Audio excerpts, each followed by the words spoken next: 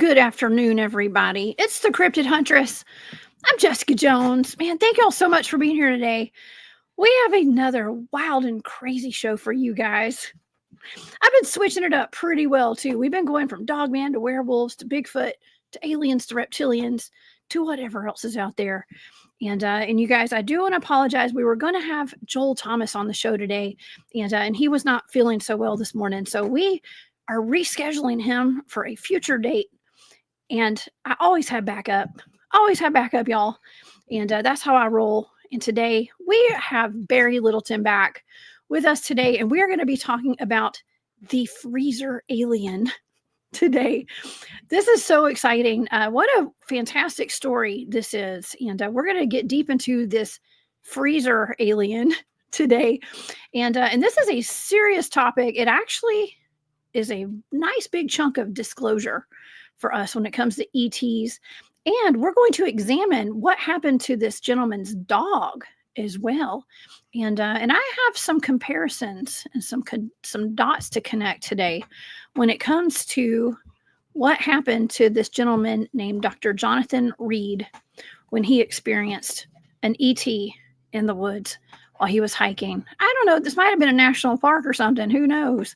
I'm going to talk to Barry about that today. And yeah, you guys buckle up. If you've not heard about the alien in the freezer story, this is a good one. All right. So if you guys would like to follow along with all of my shows and check out all of my social media links and my archives of my shows, go to my website. That's thecryptidhuntress.com. You can find all of my information there, whatever you need. Go over to thecryptidhuntress.com. And you guys, I do have a Patreon if you'd like to support my work. It's called The Cryptid Huntress over on Patreon. And I also have a shop on Etsy for the time being. I'm going to try to get all my stuff over to my website, to my shop. But for now, it's over on Etsy. It's called War Woman Good. So thank you guys for all your support. It does mean the world to me, and I appreciate it. I do want to give a shout out to Dr. John Steamy. He is throwing the 2025 Georgia Bigfoot Conference. I will be their keynote speaker, and that is in Demarest, Georgia at Piedmont University. I should have a flyer with my picture and everybody else's pictures on it soon. But that's in a couple of weeks. It's at Piedmont University in North Georgia. So please come see us at that. You will get to hear all about Bigfoot in Georgia if you come there. And also there's going to be people from all the other states, especially down here in the South, that will be there, including Matthew Delph and the Erie Travels crew, the guys from North Carolina Investigates, and Stacy Brown Jr. and David Pardue will also be there. So with the host of other folks, please come see us at the Georgia Bigfoot Conference. And I do have other events. You guys go check my schedule. And as they get closer, we'll be advertising them too. Okay. All right. Well, let's get to our show today. We have so much to discuss. It is mind-blowing. I think you guys are really going to get a kick out of this one. It's wild. Okay. So we are discussing the incredible and violent alien encounter that Dr. Jonathan Reed had in the deep forest of Washington State. After Dr. Reed's dog chased and accosted what appeared to be a child in the woods, he witnessed this little being unalive his dog and vaporize it. Out of fear and out of instinct, he picked up a bat or some kind of weapon and he smashed that guy in the head, I guess. And after sitting in the woods for about 3 hours, I do believe, Dr. Reed folded the little thing up in a blanket and took it home with him and put it in his freezer. And man, there's a lot more to it. Okay, a lot more to it. The government did start watching him. His house was eventually ransacked within the week after seeking help from like MUFON and some professors at colleges. And his freezer was taken. And his best friend disappeared as well, that had helped him try to get some help over this whole incident. After all of this happened, he did do a call-in show to Art Bell where Whitley Strieber actually joined him. And we have all of that here for you guys today. We might even show a little clip in the video. You can find this video online. I did put the video of his teleportation bracelet in the chat today. So if you guys would like to check that out, have at it, y'all, and check that out. I will be putting some links in the comments after the show today to of this video and of the teleportation bracelet. It's like a Wonder Woman bracelet. Okay, so of course, I do have Barry Littleton here in the studio with me today. He is the person who brought all of this to my attention not too long ago. I had absolutely heard of the freezer alien, but I didn't know a whole lot about it. And so, of course, Barry has done extensive research on it. He has his ideas of exactly what happened, what this is, what the alien is. And we're going to go deep into it. Barry is a fantastic researcher of all things paranormal. Please help me welcome to the show our good friend, Barry Littleton. Hey, Barry. Ooh. Hey, Jessica. What's up? Salutations. Hey, thanks for having me on. It's a little unexpected, so I don't have any notes or anything, but we can talk about this. I'm pretty familiar with it. So thanks for having me on, and hello to everybody in your chat, and hope all's going well. Well, hey, Barry, thank you for being here. I know it was kind of last minute. I had a guest schedule. He's not feeling so great. So shout out to Joel. I hope you feel better, bud. And we'll have him on maybe next week. We'll get him back on the show. And he's with Free the Rabbits podcast. Super cool dude. I spent some time out in the woods with him. At the meadow. And so we'll get him on soon. But thank you, Barry. This is a fantastic story. I have always heard about this. I saw the video online a long time ago of a man that it looked like he was uncovering a gray alien of some sort out of his freezer. And I always thought, man, this is just too wacky to be real. Too wacky. But I don't know. Knowing what I know now, I think this is all pretty legit. And the fact that these videos of this alien are still on YouTube and all over the web, isn't that weird to you? Well, it was it was discredited. A lot of people tried to discredit it because of his breathing and the way it was. I mean, if you get somebody in trauma, I mean, I personally, for certain reasons that we'll go through, I believe this story is real.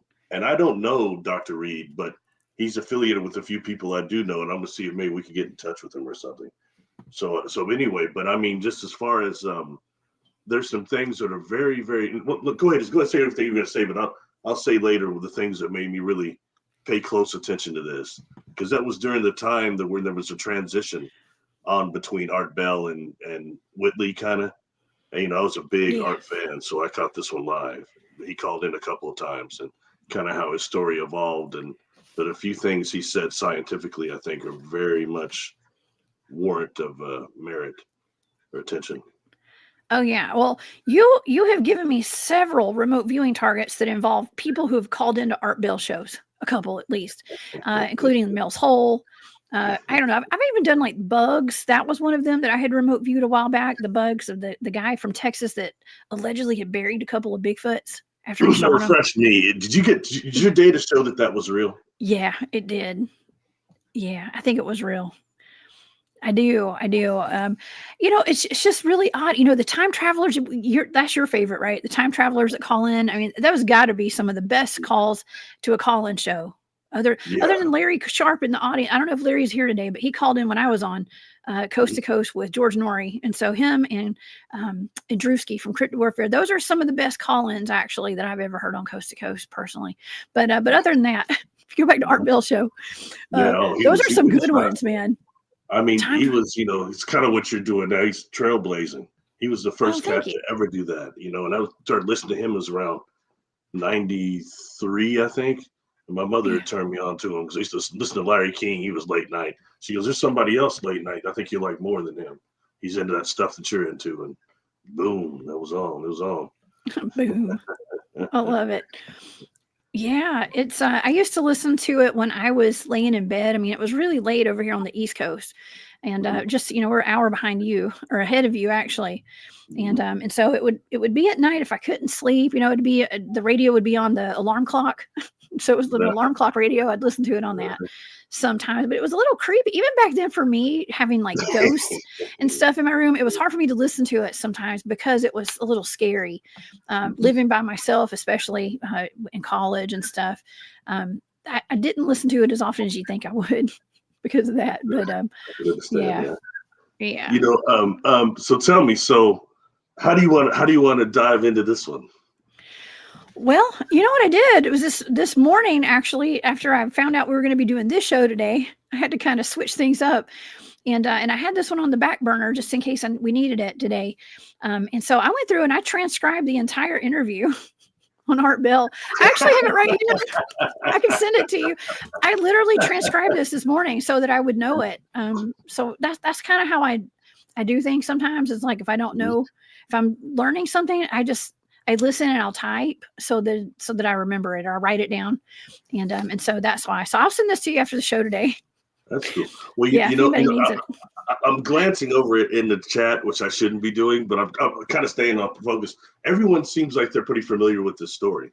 So we can just dive right in. And I'll tell you something that really caught my attention, okay, from this beginning. I mean, beyond just because that was beyond just the video itself, the pictures, but it's some things that he had said, because this thing actually, although he bashed it in the head and he put it in the freezer and everything, it was regenerating still. It was not dead. Okay, so they start communicating with him afterwards, and supposedly after whoever organization took this creature, it was still communicating with him telepathically from a distance. Now, what's really interesting about this is that he says that, the suit that this thing had on, the black suit, and this is way early, he was describing a type of metamaterial that's self-defensive and also self-repairing. And what he said is that this being was actually out there collecting, was a botanist, was collecting plants like E.T. That's what E.T. was doing.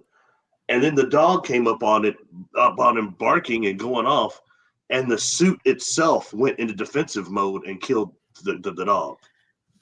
Oh, it was the suit then. Oh my gosh, how interesting. The suit did it.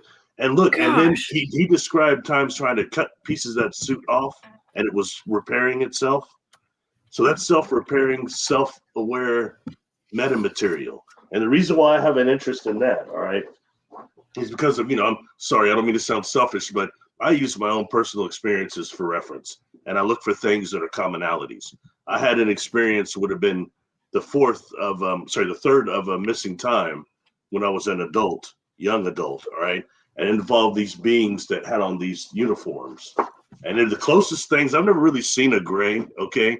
But I have seen these little blue guys, okay? And they had these wands in their hands that look like they're fiber optics attached to it with like almost some sort of symbols on them. And also they had these suits on, these blue suits. They were blue, but the suits had these, looked like racing stripes on them. Okay. And the experience itself was this for me. There were several beings there. And this is as close as I've had to being quote unquote experimented on, but it wasn't that. But these little blue guys were waving those wands over me.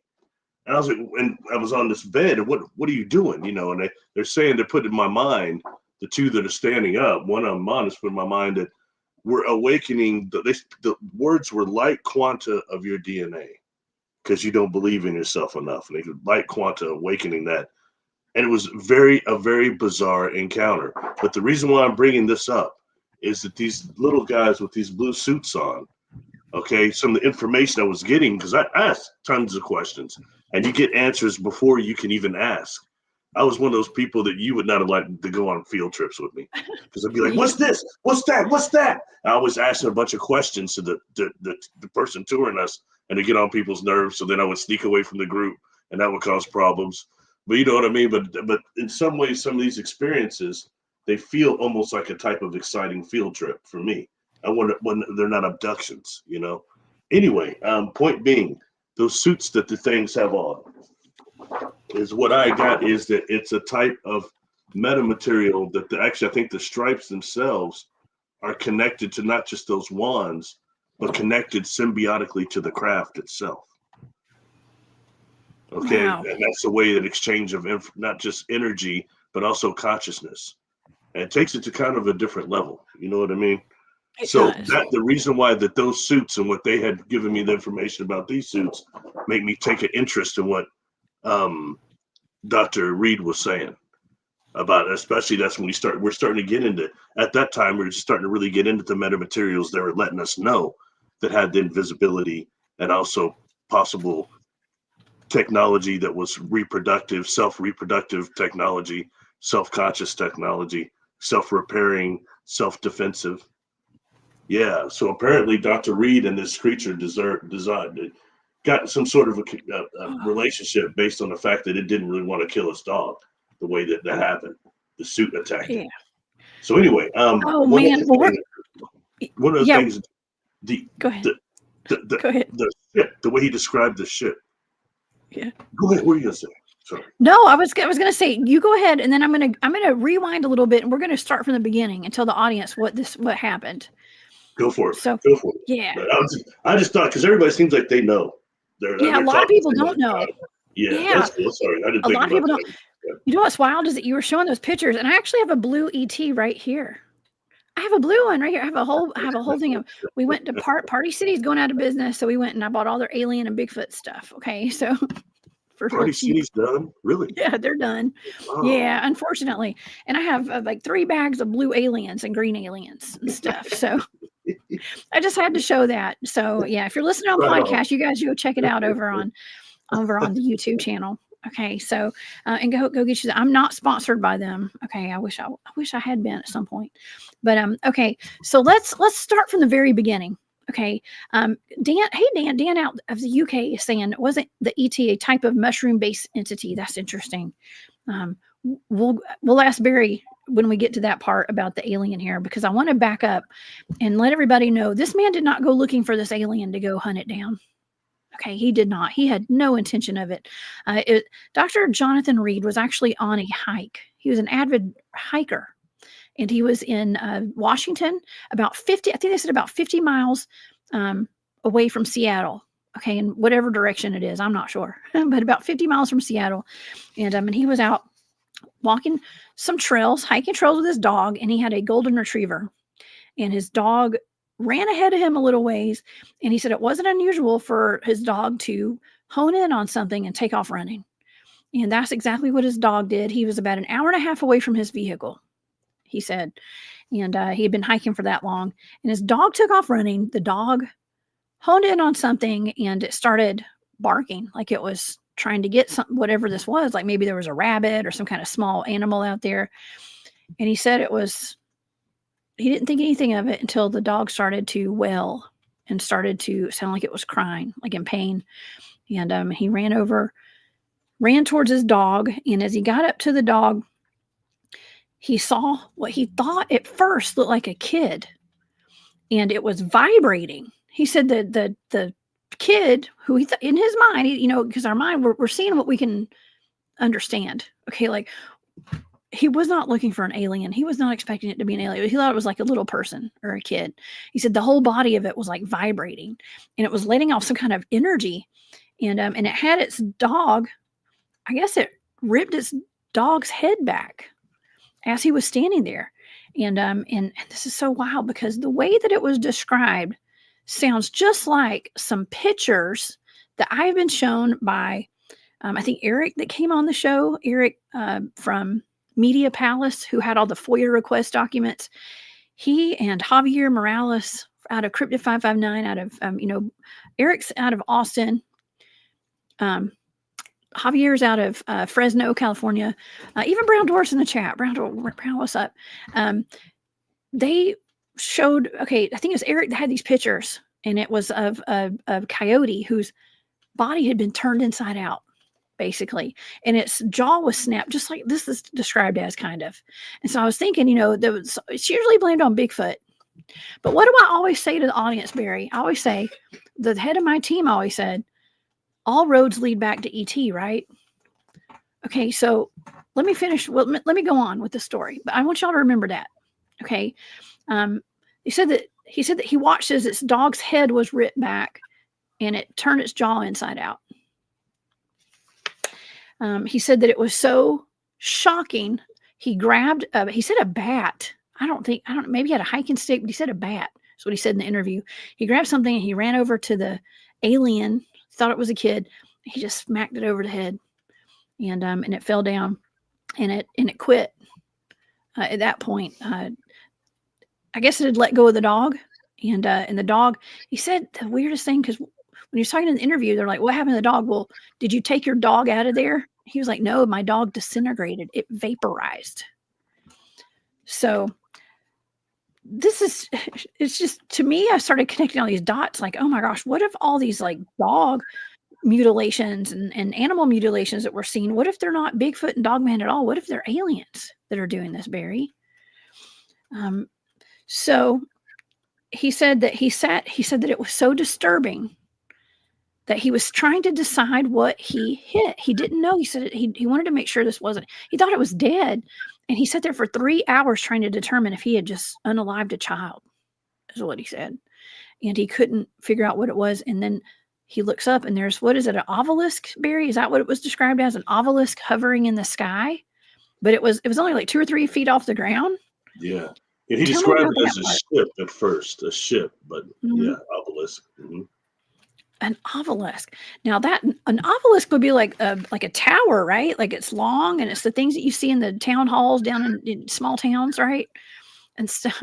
Or in Egypt, it was an obelisk, like a tower, but it was floating in the air. Okay, well, the way he described it was his dog's body had collapsed into itself. That just made me think of those pictures that Eric had shown me.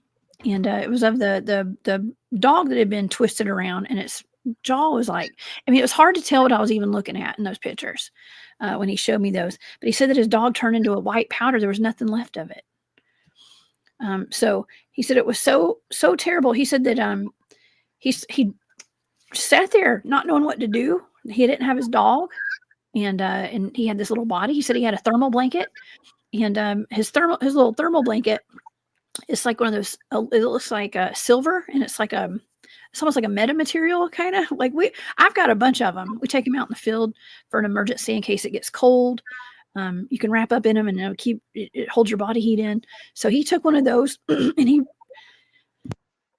he wrapped the little body up in that, and he was thinking about burying it. He was like, well, I was just going to cover it up, but he didn't have a shovel. So he was like, well, I was just going to cover it up, put some rocks around it, and hold it there until I can bring somebody out here with me the next day or sometime to see what this is. And so he ended up, when he picked it up to fold it up in that blanket, he realized it only weighed about 50 pounds.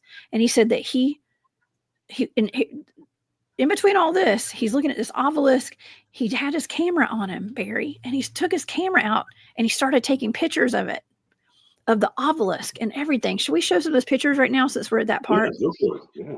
Let's do it. I had another one of the obelisk, but I couldn't find it. Okay. Should we show the alien first, maybe? Let's show the audience what we're talking about. Yeah, go for it. So this is after he got it home, because he eventually took this thing home, y'all. He bashed in the head, so you see the head wound. So yeah. So this is actually a pretty good picture of it. This is after he got it home. This is what he had encountered. And there's an up close picture. Here's another picture of it kind of farther away. It doesn't look real to me, right? It almost looks like a doll, Barry. But knowing that you and I have both seen up close ETs, and they don't look human, you can't base it off of like a human, really, because they don't look human, they don't feel human, they don't move like humans. No. So it makes sense. And the ones, there's some of them that look more convincing to me. Yeah, the ones like where he shows actually the wound on the head. That one looks pretty good. Yeah, there you go. Yeah. It's for entertainment purposes only, y'all.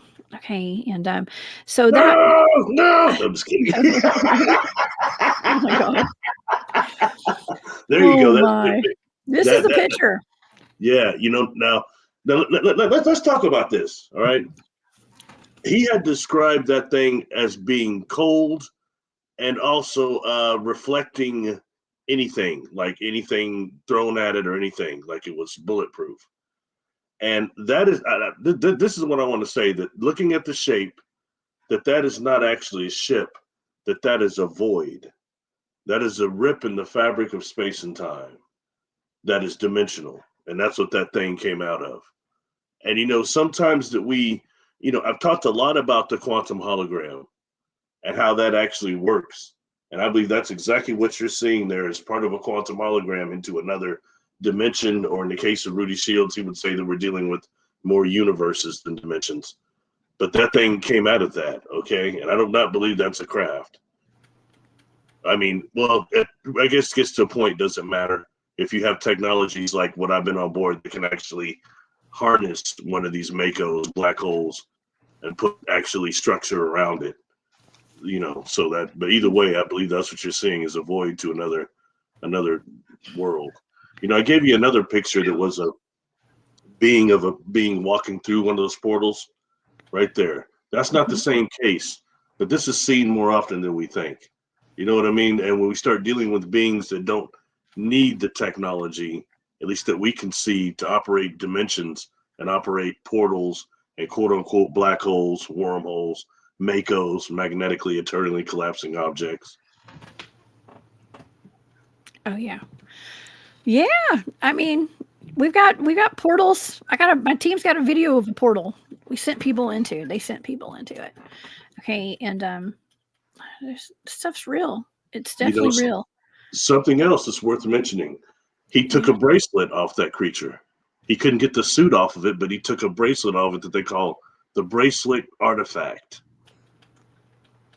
And that thing, first of all, very interesting markings on it, is it not? It looks almost similar to what they say the Roswell markings look like, and others that are what that is that's self-activating symbols, what I believe those are. Okay, and that material, if I recall correctly, it was analyzed and had odd metamaterials together, like it was created in cold fusion, but also it had a large amount of, I want to say, iridium in it. And iridium comes from meteors. Ooh. So that's, there's interesting things that surround this whole deal, I think. Oh yeah. You know what? My one of my favorite pieces of jewelry that I own is a piece of meteorite in a ring with some smoky quartz. It's the Campo de Cielo, I think is how you pronounce it. I think it's out of like Argentina or somewhere in South America, but it's a big chunk of a meteorite, and it's really galactic feeling. I like it. But there's the video that I posted in the chat. I think I've seen Cryptiville and maybe thank you for being here, Cryptiville, by the way. Some of my mods have been posting it in the chat today, and it's the video of Dr. Jonathan Reed on a TV show, and he's puts the thing on. He talks about how there are needles inside of it that actually that went into his arm, and you can tell that when he puts it on, he's like, it hurts, because these needles go down into his arm. I guess it's like it becomes part of him. And that's he teleported. Very poor quality video. I remember that. Yeah. He really, he teleported. What supposedly happened to the bracelet? Do you remember? I can't. No, remember. I don't know what happened to it. I have no idea. I think that's where things start getting a little questionable. Okay. But it is what it is, But the fact is, they saw that supposedly had it analyzed, and you saw him I remember him putting it on, yeah. And but I believe what you're dealing with is actually something that tunes in to the body of what it's on, but it actually, those self-activating symbols, I believe, activates that portal you saw, or controls it. That ship/portal, that void into another realm is what it was. Well, I mean, it didn't make sense to me back when I first watched this video. I was like, that's a doll. There's no way that's real. Today, I think it's real. This would make a great remote viewing target, by the way.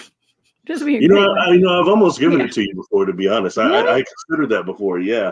But it's just so, but the only thing that would be really is like, is it real, and where did the thing actually come from? Because Reed doesn't know where it actually comes from. It's from another dimension, another reality. That's what we know. You know what I mean? Where they need something, they need those specimens. It was collecting. Mm-hmm. Oh yeah. Somebody had Yeah. asked about a mushroom connection to that corpse. Yes. I've never heard that, and I only say that because due to my experiences, I've always been somewhat obsessed about the mycelium and mushroom component of contact, and I could not find much about it outside of Terrence McKenna and Rupert Sheldrake until after I had even come forward, which is 2014. So I question some things. That doesn't mean it's not true though. Oh man. Yeah. Because Well, it's all interesting. because technically, you know what ET was technically, right? Yeah, you said that he was plant-based. The plant, yeah, Yeah. it's supposed to be from a fungal planet, mushroom planet type. I find that Yeah. fascinating. Who the heck thought of that way back then? People with some ancient knowledge there, some kind of knowledge for sure. Now, speaking of ET technology, Dr. Reed, after he picked up this ET and he had it wrapped in that blanket, okay, he remembered at first when all this happened, he had ripped his shirt. And sometime within like him trying to figure out, going after the ET and smacking it over the head with the stick or the bat until like 3 hours later, and he's got this thing wrapped up and he's trying to debate on like what he's going to do with it. Like, is he going to go to jail? Is anybody going to find out? Should he just bury it? Should he hide the body? What, or the ET is going to come and take him? Like, what is like you got to imagine like what all went through that man's head. But he said as he was walking out carrying this thing, he realized his shirt had not been ripped. So he had a ripped shirt, but his shirt got repaired at some point. So it was really odd that it was like, well, was there missing time? Was it 3 hours that he sat there or was it shorter? Like the time stood still. Let's just put it that way. And things got really wonky for him and nothing was making sense. And he said that he took his camera out. He had a 35 millimeter camera and he took it out and he got some of the best pictures, like that picture that we just showed. And that's where a lot of people were having an issue with all this is like the pictures were too good. Okay. They weren't blurry. Okay. Like most pictures of UFOs and Bigfoots and all that, they're all blurry, right? These weren't blurry. These were clear. How did he get such perfect pictures of all this and get a camera? He eventually got a video camera and videoed this alien at his home. And it didn't make a lot of sense, but his shirt repairing on its own didn't make sense either. What do you make of all that? In contact with that suit, that's some type of advanced metamaterial that's self-repairing, probably repaired that whatever he had on. Just connection of it alone, because it's leaving some sort of a residue, and that's because his dog would have dissolved. Not just because of microwave radiation, which is the first thing that probably would be, I would indicate, but even more, it's some sort of dissolving agent. Almost makes you kind of think of like the aliens, the xenomorphs. They have acid for blood. You cut one of them open, you're in trouble. But that maybe something similar to that. There, it's a matter of what type of defensive capabilities does this type of metamaterial has. And for reference, we can look at our own material, our own military now.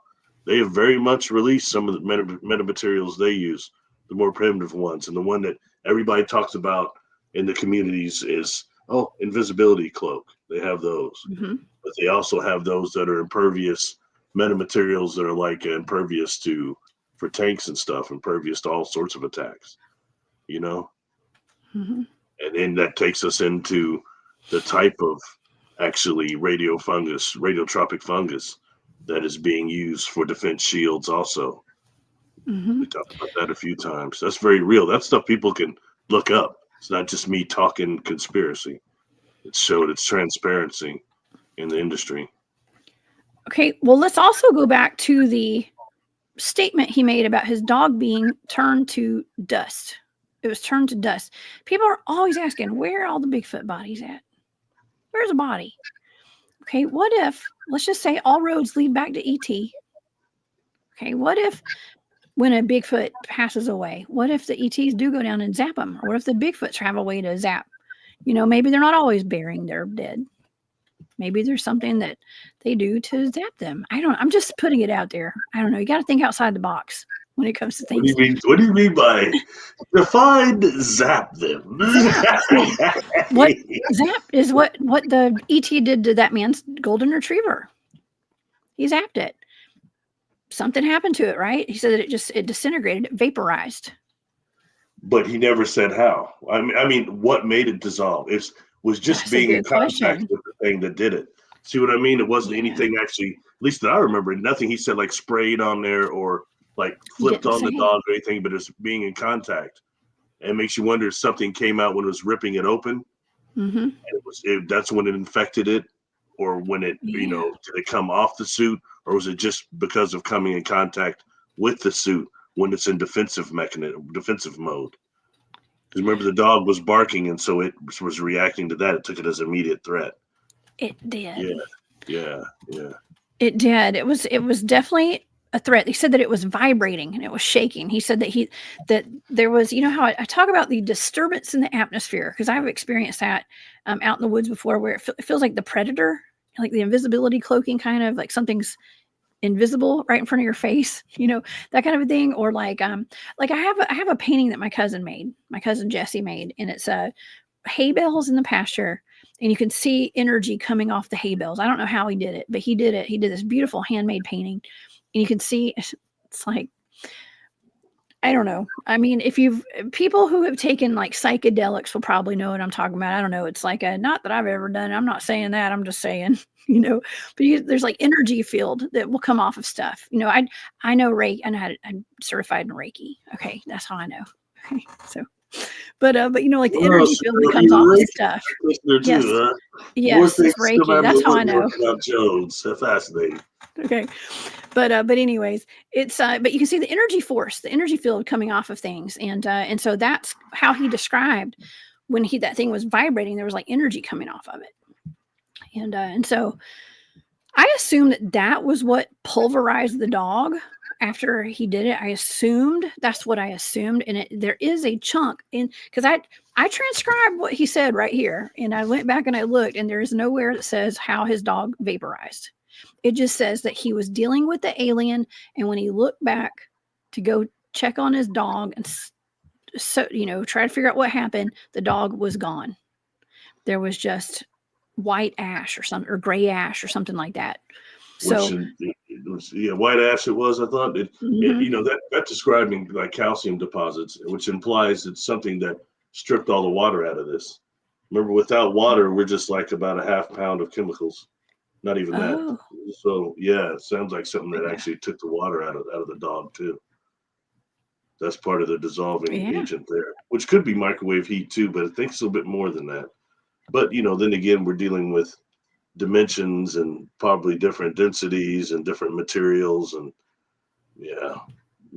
quote unquote meta materials beyond what we have now. It's fascinating, really. Yeah. Let alone the organic component. But when I think about it, though, Reed had touched the suit several times, trying to cut pieces of it. He didn't get sick. He didn't dissolve. Why not?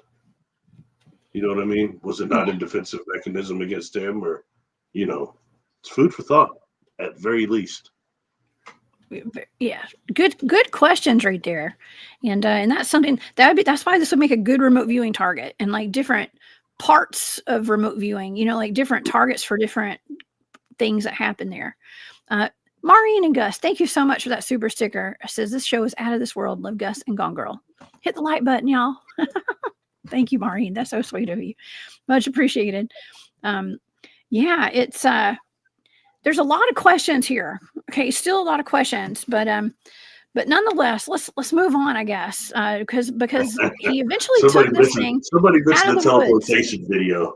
I gotta say it. Yeah, I thought that was some BS. I saw that one too. The teleportation video. Oh, he does this deal where he's teleporting. It just is so. It's really sketchy. I'm sorry, I just can't deal with that. I think he puts on the bracelet. Feels edited. It's a shame when you start getting some stuff like that that makes some of the testimony questionable. You know what I mean? But I try to use discernment and get around some of that stuff. Because sometimes individuals start getting noted for something, they get popular, and then they're out of information, they're out of story. and they have to start producing stuff to keep people interested. You know what I mean? So I just, the Yeah. teleportation video. Yeah, that one was, Did you see that? I put it in the chat. Absolutely. Yeah. Oh, I found okay, it, actually. yeah, that's I a did. cheap one, man. I did. I put it. I'm just being That's what I put honest. in the chat. I'm just being honest. I got to be honest. I mean, I maybe thought it it's was real. fake too. Maybe it's real, and I'm just missing it, but I just didn't. Well, I don't think it's fake in the point of like it's a fake video. I think that it was staged to look like. I think that he really put on the bracelet. He was acting as though it hurt because he had like needles going in, is what he said. And then all of a sudden, boom, he just disappeared. And then when he came back, the audience, he was on a TV show, but it was too close up. It was a close up shot, and then the audience was like, "Yay!" It just felt like a soundtrack. It did. So y'all, we are not putting that video off as like evidence or anything. I just put it in there so y'all can see it, so you can have a good laugh too. Okay. That's why we put it in there. So y'all definitely go check that out. Kind of like Stan Roman puts up the camera. They go, and he goes right over there, and you see the alien comes up. And he goes back down. Oh, it was terrible. Yeah, I know. He could do some better acting on some of this stuff. I must have watched that a dozen times just for the laughter. It was better than Saturday Night Live. Yeah, right. It was wild. So that was kind of weird, right? I do actually have the video of the examination because he was like taking this thing in and out of the freezer a lot and like examining it and videoing it. I'm surprised he didn't take a bunch of skin samples and stuff. I mean, maybe he did, and he just didn't really talk about it. That looks somewhat realistic to me. I've got the video. We'll show it in a minute. Yeah, we'll show parts of it to the audience. I do have parts of it here, and so yeah. Well, let's talk about what happened. So after he had this thing, he said that he felt like he was like automatically walking with it. He didn't mean to really take it with him, but he just started walking, and next thing he knows, he's walking all the way to his truck, and he's still got it in his arms. Okay, so he said that he threw it in his back seat. So he just had this thing. He put it in the back seat, wrapped in that silver aluminum looking blanket. It's not aluminum, but the crinkly material. And he said that he was driving home. He got a sense of serenity and comfort in the car. He said because he was just so confused as to what had happened. He was missing. He couldn't believe his dog had just died right there in front of him. And he had an alien in his back seat. Imagine. That sounds like something that's so messed up that would happen to me, Barry. I'm just saying, that just sounds like my luck. It really does. What do you think? I could totally see that happen to me. But he said that when he got home, he'd been debating on like burying the thing, I guess in his yard or something. He was going to bury it. And he said that he just sat there for a while. And he said that he decided just to go put it in his garage because it was going to start decomposing probably. And so he had a chest freezer. And so he just went and it said that it locked. It had a lock on it. How convenient. So he just went and he put it in his chest freezer in his garage, and he locked it, and then he went about his night. Okay. And he said that he literally quoted, he said it was like a piece of meat at that point. It was just a piece of meat. And so he put it in the back in that freezer. The next day he took it out of the freezer. I guess it was either that night or the next day. He took it out of the freezer and he got his video camera out. He said that he called his girlfriend and she wasn't home. She didn't answer the phone. Back in 96, we had voicemail, but we had were those recorders at home? Yeah. We still had recording devices at home. Yeah, so old school days. No color ID yet. Tapes. You could call somebody up and say F you and just hang up. They couldn't do nothing. Yeah. You could star 69. Nobody would know who's calling. Okay. So yeah, I knew all the tricks, I knew all. Don't ask me how. Okay. But I knew. So I could call from another friend's house if I needed to, check in and things like that. Okay. Anyways. So he called his girlfriend. She wasn't home. He called his best friend. His best friend called him back eventually, and he came over to the house and he showed him to it, and it was very traumatic. That was his buddy Gary. Okay, Gary came over. He said he was a little more functional. He was able to problem solve and figure out what the heck he was looking at. He goes, "This is an alien." He's like, "This is an alien," and so Jonathan did not want to accept the fact that that was probably an alien. He was still thinking, well, maybe it's a person. So it makes person come help me hide the body. I don't know. I guess we all have a list of who we would call to go hide a body. I don't know. Some people do. Okay, and Gary was his man apparently, and but he said that I gotta say when he did this video, this what was it, like an interview on Art Bell show, Gary had been missing for 2 years, Barry. From the time that they dealt with all this, they started getting followed by the government vehicles and stuff. Gary went missing and he never heard from him again. Okay, so, but let me just say, Gary and Jonathan, Dr. Reed, had strange incidents that happened after that. They decided to call MUFON out of Seattle. And the person at MUFON, Peter, I guess I say his name, Peter Davenport is what they said. He said they were kind of asking questions like, well, what if we have an alien or something? What would you do if we had a body? Okay. And it was kind of like, what if? We're not saying we do, but what if we do? And the responses they said were very disturbing. The country as hell. They were disturbing. And he said that people were wanting to come tear the alien apart, is what he said on the show. They were wanting to tear the alien apart, and they were wanting to tear their lives apart. And so when the professors at the university would say, well, hey, we're going to come check out this alien, every one of them that he called, they would call him back and say, oh, I've changed my mind. And their voices would be different. They'd be like, oh, I can't come now. Very solemn. And like, it was just weird. And that's when they realized that they were being monitored by the government. Their phones were tapped. His house was being watched. And so, yeah, he said that he eventually, after he realized his house was being watched, he still had the alien in there. I mean, he had the alien in his house for about 7 days, I think, or 10 days, something like that. It was a little over a week. He said that on day 3, he started hearing banging in his garage. This is where it gets real good. Okay. He was hearing banging, a thumping noise. He said that he went to the freezer to see if the motor or whatever was broken underneath this freezer. He said everything was fine. And so he opened up the freezer, and the thing that he came to call Freddy the alien, Freddy was not deady. God, that was terrible. Fred was not dead. Nightmare on Elm Street, the new movie. Freddy had not died. Freddy was alive, and he was screaming. And let me tell you, he actually played the recording of Freddy screaming on Art Bell show, and it was pretty disturbing. And so he said that Freddy was not dead. He was alive and screaming. So he slammed the freezer door shut again.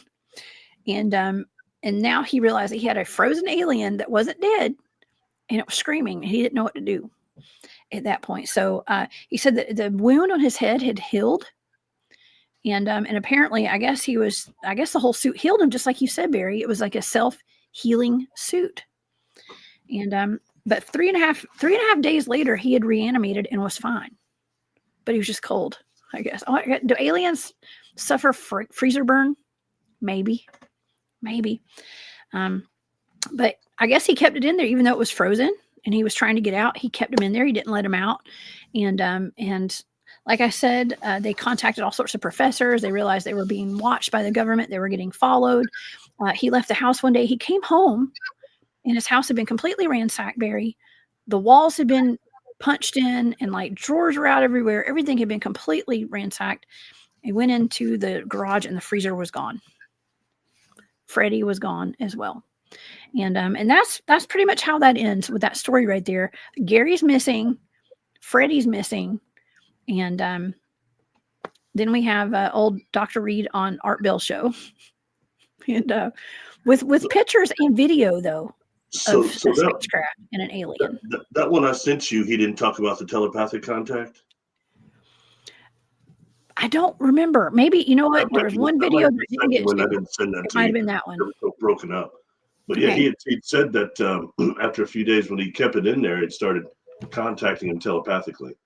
That's how he found out about it, was the suit that actually had attacked the dog and not really the creature. And I think they were coming to some sort of understanding before they came and took it. But then he said after they took it, it was still communicating with him from wherever they had it, telepathically still. And then it stopped. He believes that it died I believe, in custody. I think that's what he said. He thought it died with them. Okay, I did see that. I do remember now. He did telepathically talk to Dr. Reed for 1 week after he went missing. I don't know exactly what he said to him. He didn't say, but he said that it was until he either died or he was saved, is what he said.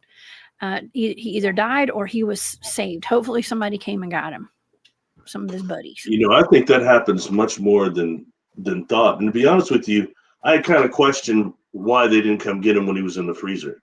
Because when you start following contact scenarios, especially even the whistleblower stuff, someone like Clifford Stone talks about how, he helped one of those beings escape and how they're always looking, especially they're the beings that have type of a deal where karma-wise, they can't interfere here too much.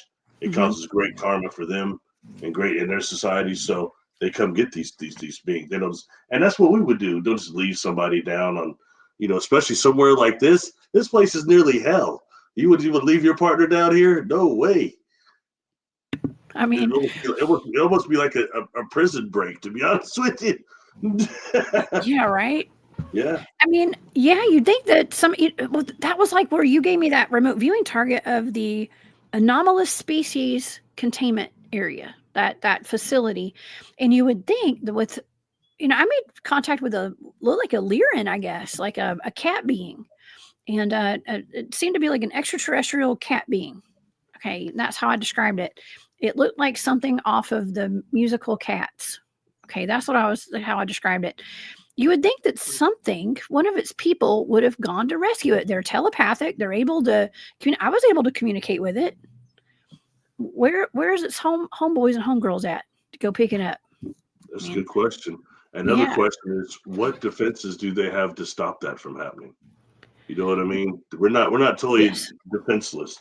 And there's things like, for example, I mentioned before that howitzer Tesla interferometer, scalar interferometer, things like that can be used to defend this place. And there's videos. You've seen the video before of something shooting out of the atmosphere and that saucer avoiding it, bouncing around, missing, looks like it's being shot at. Yeah. That's an old video. You know what I mean? So that stuff's been going on a long time, and the type of, especially sound technology, they might be able to use to bring down some of these craft that are not as advanced, just 100 years more advanced than us or something to that degree. You know what I mean? More nuts and bolts, so to speak. Yeah. Well, there's in movies like Marvel, let's just say, I don't know if it's Marvel or not, but like some of the movies my son watches, they have all the superheroes and like they'll round them all up and they'll put them in these facilities and they shut their powers down somehow, right? Like they put some kind of devices on them to where they can't be telepathic, they can't morph into other things. I don't know. I don't really watch those that often, but I've seen it. They disable their abilities, and so they're showing us in these movies what's in real life. You're right about that. Actually, I know what you're. That was Bruce Wayne. Batman had designed a deal to take out all the Justice League, and it got released. He was doing exactly what you're saying. Yeah, that's very something to stop all their abilities. Yeah. And that's that's a long science fiction theme anyway. Yeah. It's when you start dealing with like some of these stories of these containment facilities, and you start hearing about some of the psychokinetic and telepathic abilities, psychotronic abilities of some of these beings, how that's really hard to contain them on the conscious level. They're so consciously aware, that they can control people from a long distance. Things like that. Things like that is only, like I said, food for thought. We know very little about consciousness here. That's something that we're just breaching because it's been completely sequestered. Like right now, only now are the nuts and bolts people the gatekeepers starting to go away a bit to where you're hearing real contact. And I'm sorry, real contact, just like I do, it's conscious event. Even when it's physical, it's a major conscious event. I was one of those people. I had a hard time separating. My stuff was physical.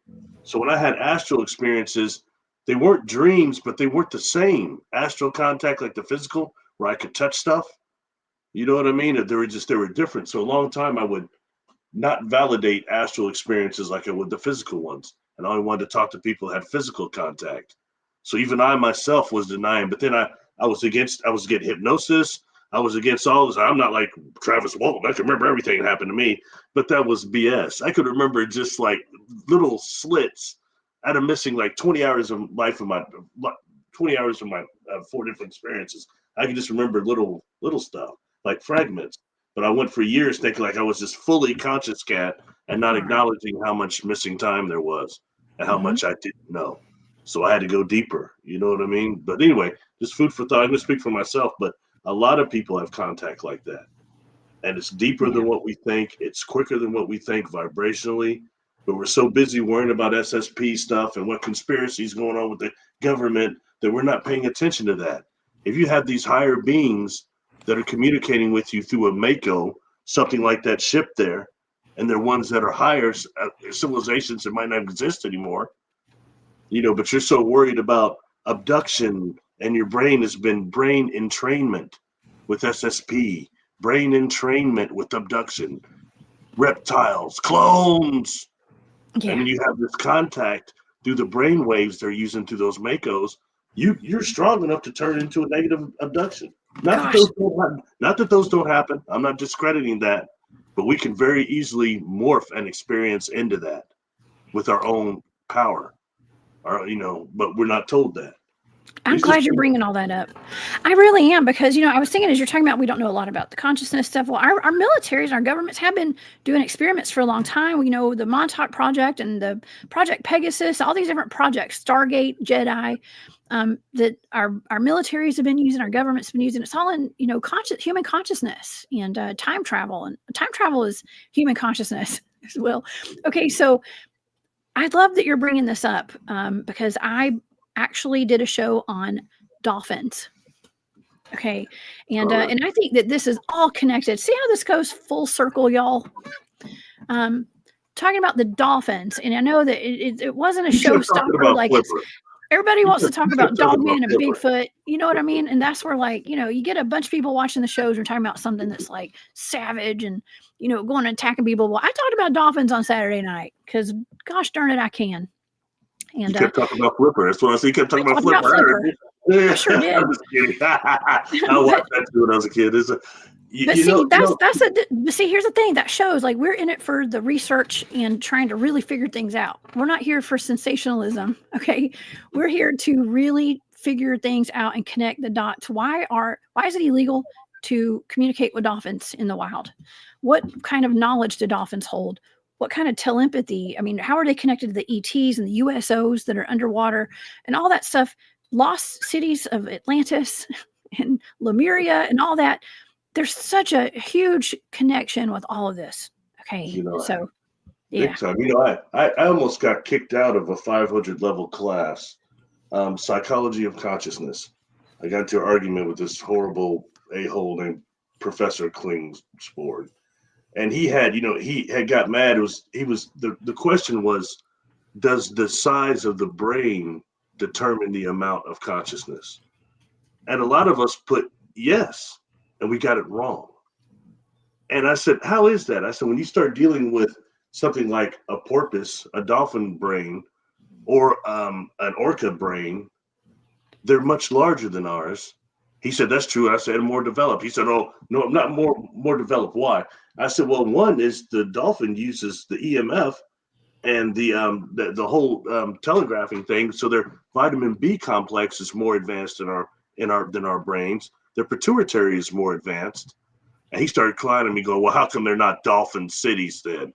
I said, well, maybe it's more the natural environment connection to that, like ancient Africans, more connection to the environment, the more spirituality.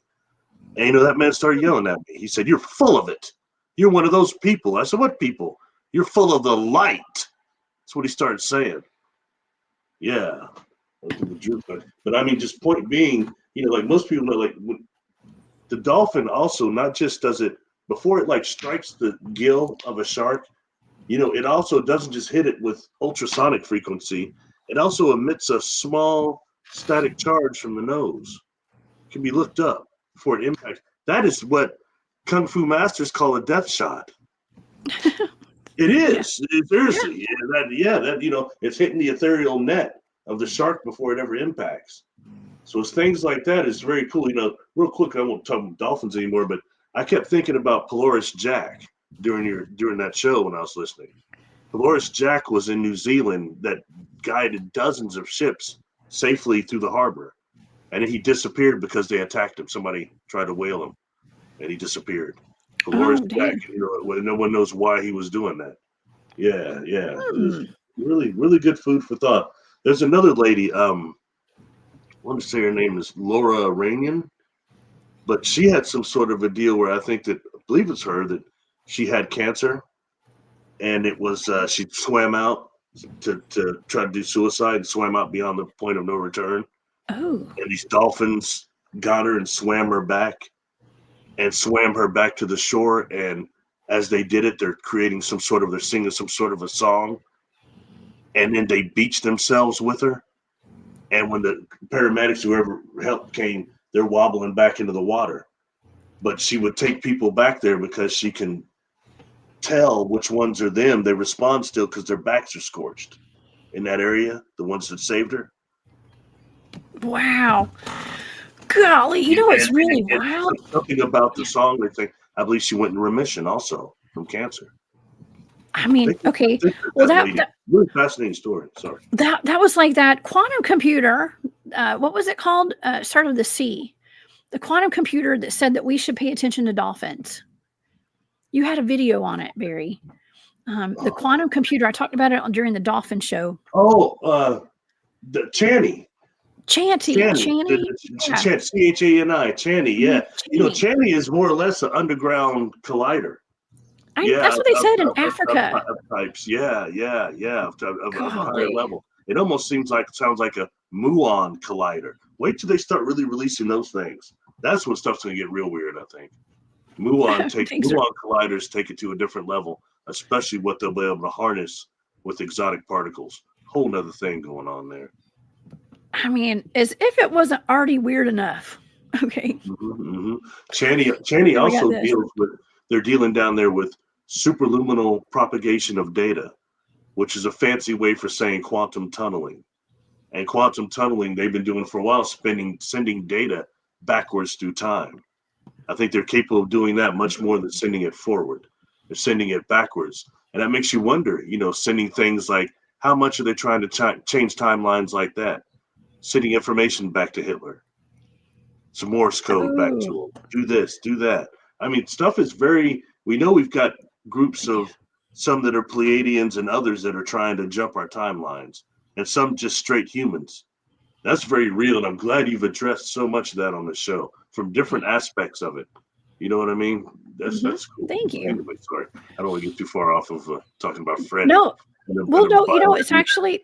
I think this is all connected. That's why we're bringing it up. And as soon as I got done with that show on last week or Saturday night, I guess like on Sunday, I was seeing a lot of things about dolphins started popping up in my social media feed. And one of the guys, I think it was like the Fall Back Up or somebody I follow, he had posted a video of women giving birth with dolphins, like giving birth in the ocean or wherever these enclosements are where the dolphins were there, and it being just really beneficial for the child. And it's just wild. It's wild. So I got on that dolphin algorithm apparently. You had mentioned something else, and it's something that kind of triggers slight memories for me, past life memories. The first time I had heard it, it was Dr. Abdul Mumin. He had written some books concerning this, and one of them was the waters over the Great Pyramid, or of the Great Pyramid. There's others he wrote, and he had talked about, and some others that at the time when you had higher beings still here, quote unquote, the sons of God, how the cataclysm happened, and you have some that just chose to terminate. You have others that left, and others that used the technology, genetic technology, to take on to the sea, using like the whole the whole aquatic ape type thing, but evolving that, and that they evolved into a certain type of porpoise. A And then porpoise. it was very, porpoise and dolphins. I know they're not exactly the same, but they look similar, right? Quite similar, right? Yes. Yeah, but it's about the brain. And I used to look into that. So I wonder if that's the orcas too, the killer whales. They've got a big brain on them. Yeah, They're capable of sonar too. You know that? Oh Not yeah. like not to the degree of dolphins, but they've got it too. And it's too bad because when I was a kid, there was a movie called Orca with I remember what's that. the guy that they got Larkin O'Toole that hung out with it, SETI, his dad, Peter O'Toole. It's called Orca, but that put such a negative deal on whales when the truth was that was really about the whaling that was going on in connection to that movie. What's it called? Blackfish? Is that what it's called? I don't It's a know. horrible movie with what's like for the whales in captivity. Oh Why some of them no. are killing each other. Yeah. That was a horrible movie. Yeah, I mean it's reality though, but it's sad. like waking people up. Yeah.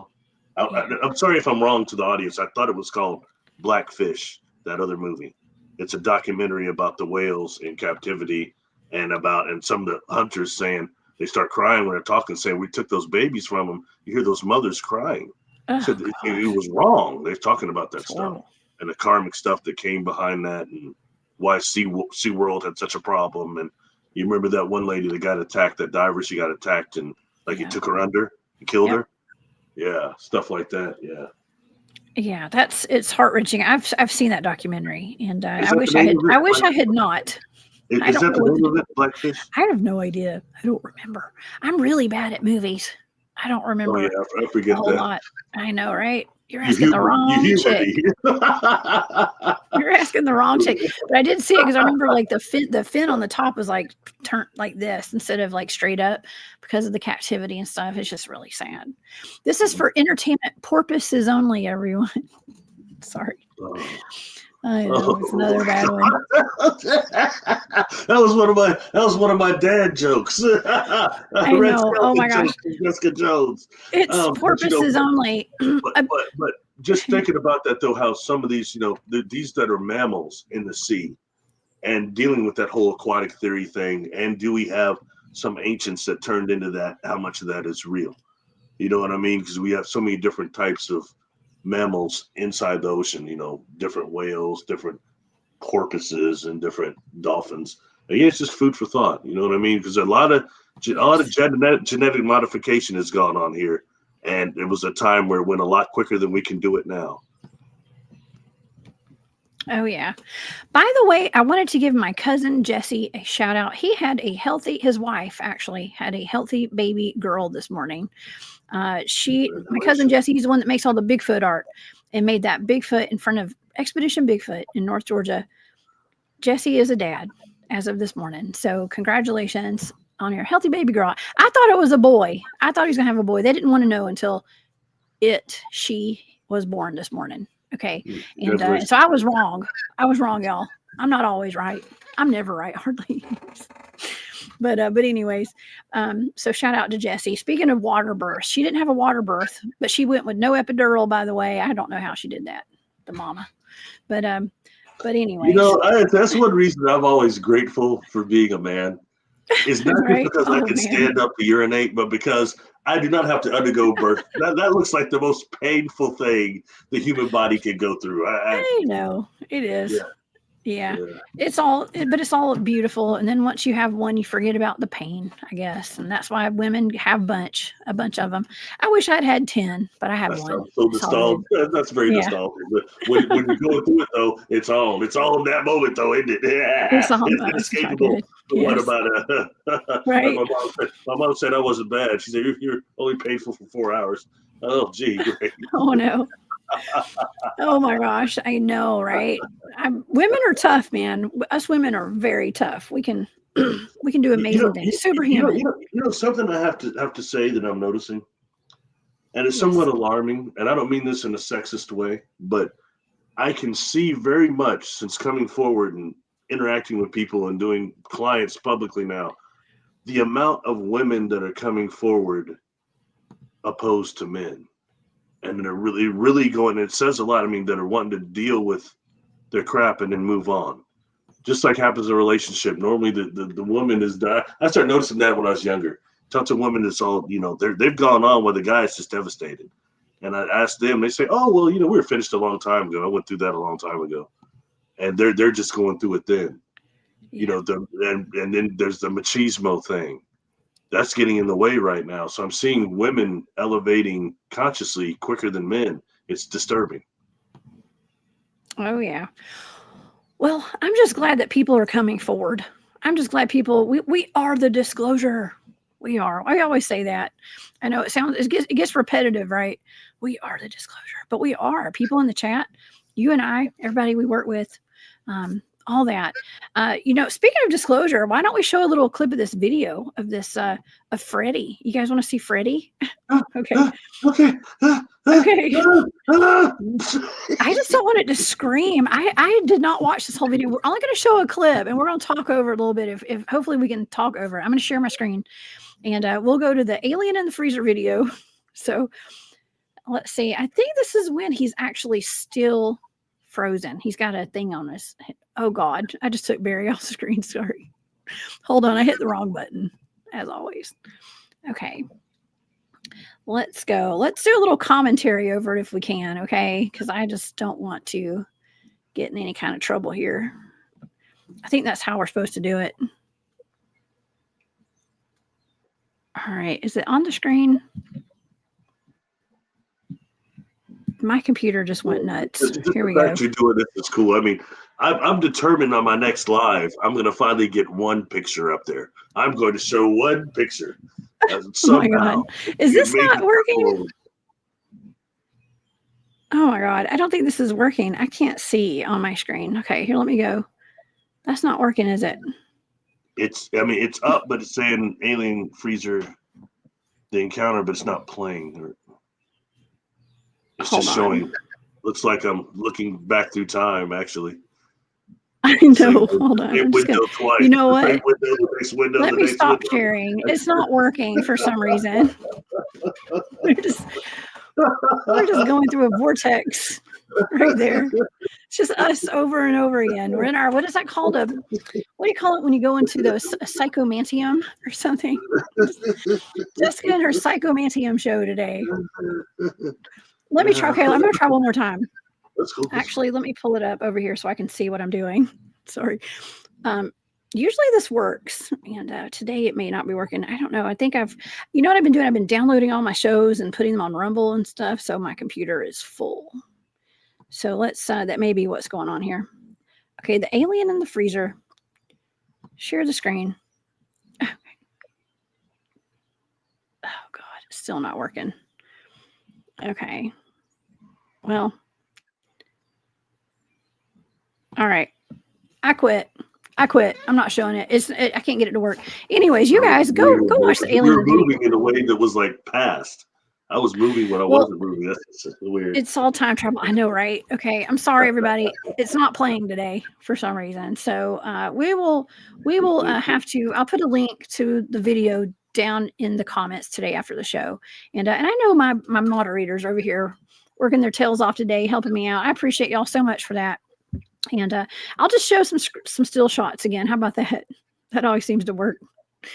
And all right, this is the HD picture of the face. I mean, it looks like he's looking at him. Now, remember, this is when he's supposed to be dead. All right, he thought he was dead, and he had him wrapped in that. Is it a mylar blanket? Is that what you call that? Mylar? I think that's. I don't know why I think it's called mylar. I've got, like I said, I've got a bunch of them.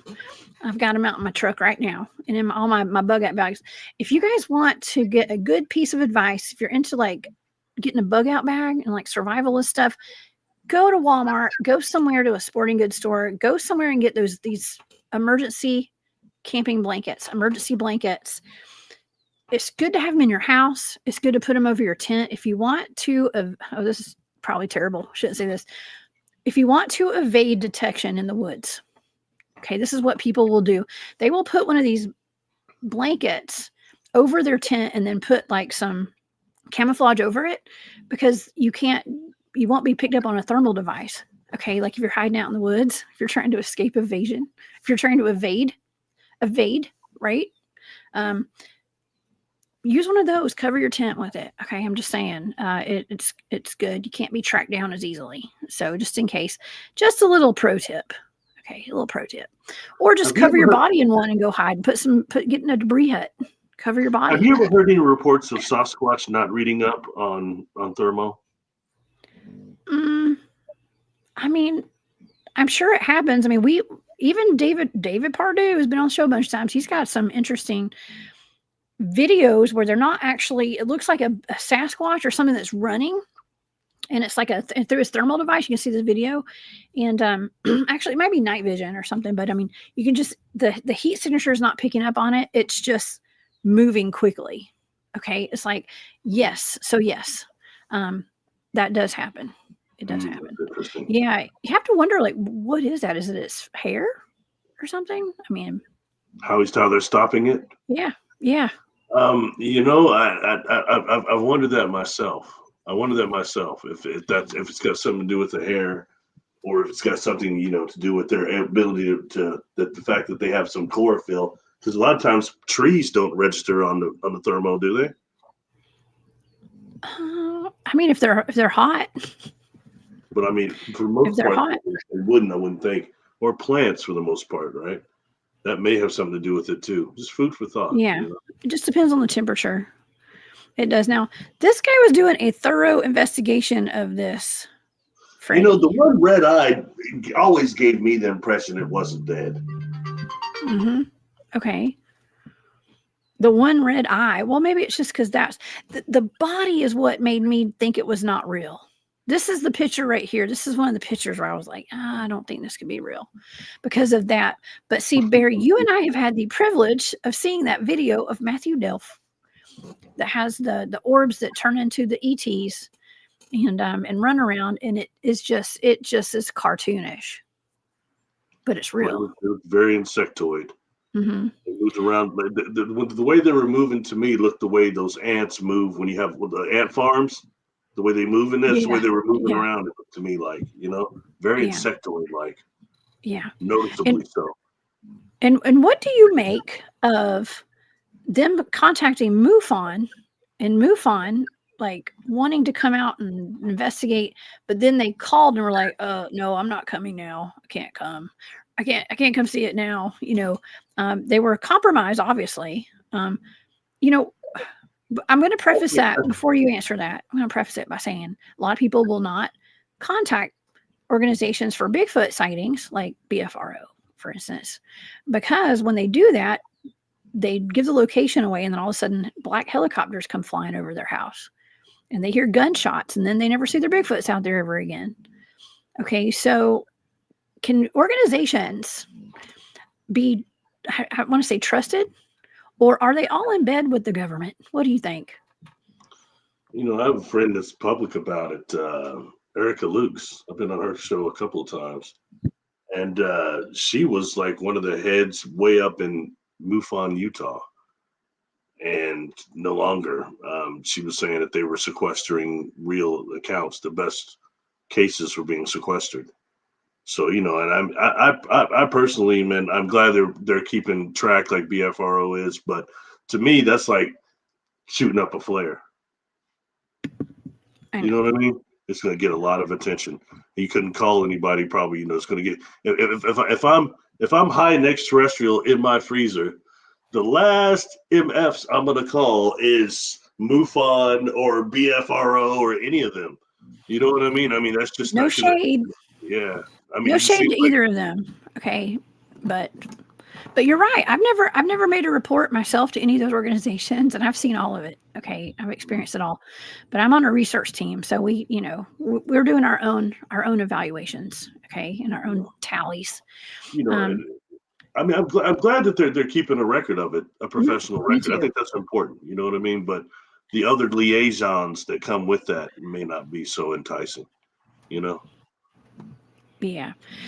I mean, it's just, we got to put it out there. Okay. And I get a lot of people telling me stories like that where, they ask, well, can these organizations even be trusted? And I know people in both organizations. They are wonderful people.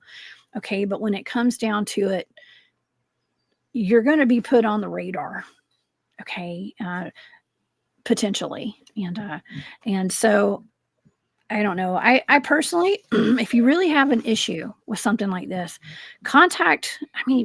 maybe contact somebody that's not part of those organizations that does the work. I've been contacted. I mentioned before about the family. You and I did the show, and I think Eric came on the show with us. We talked about the dangers of summoning UFOs.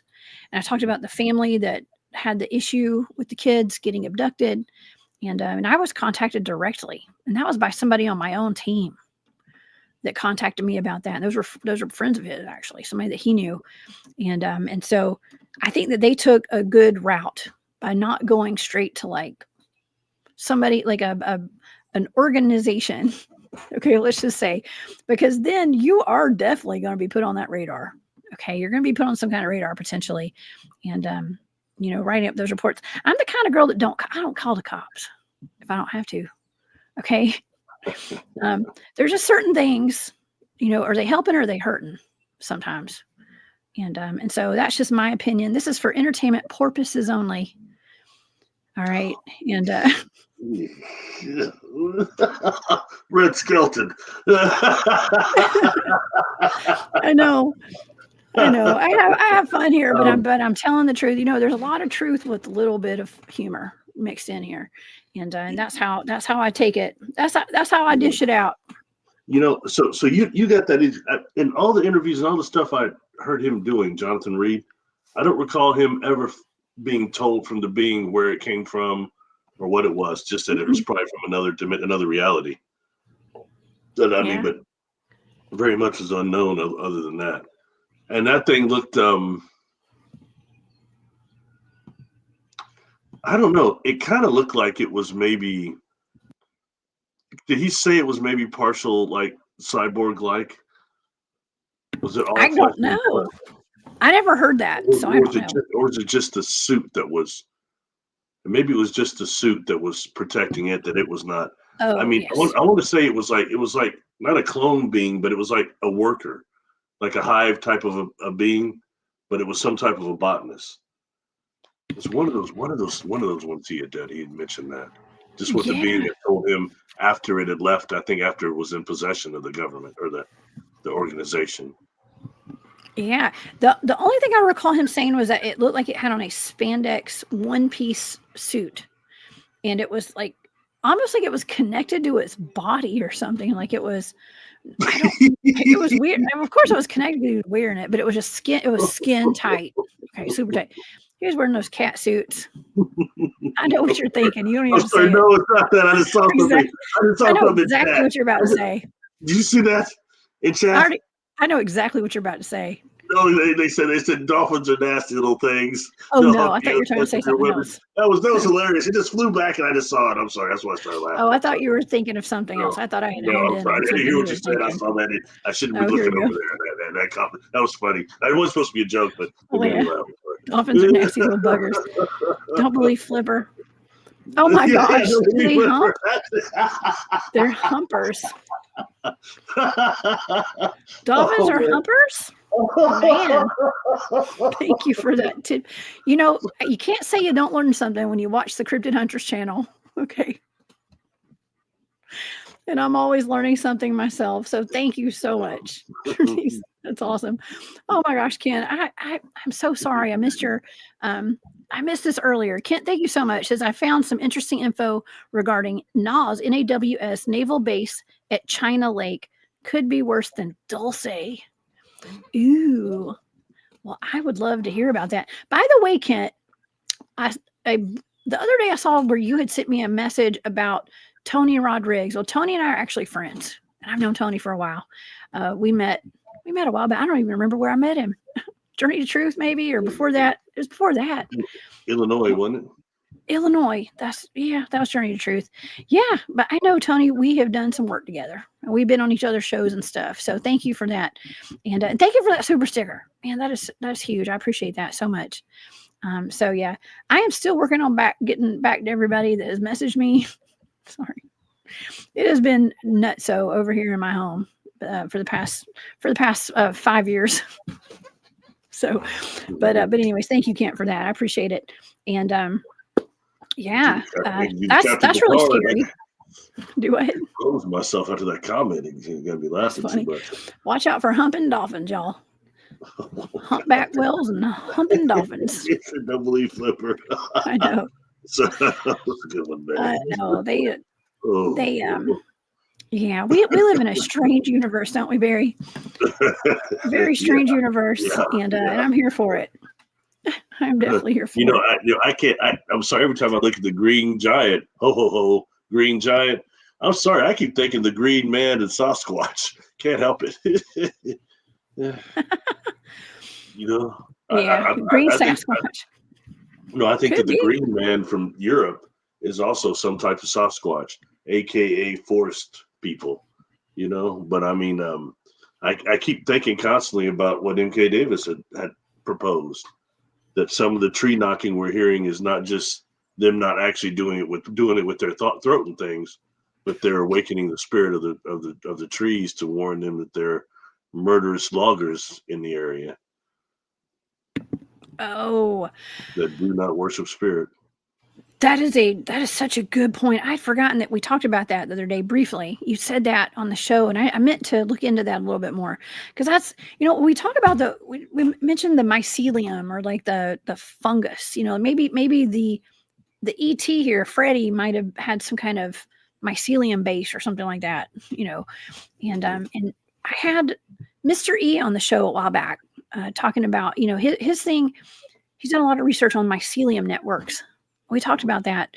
It might have been on Spaced Out Radio when I had him on that show, but it's a whole network. It's like an internet system, basically, for the Earth, right? It's just like a big network and stuff.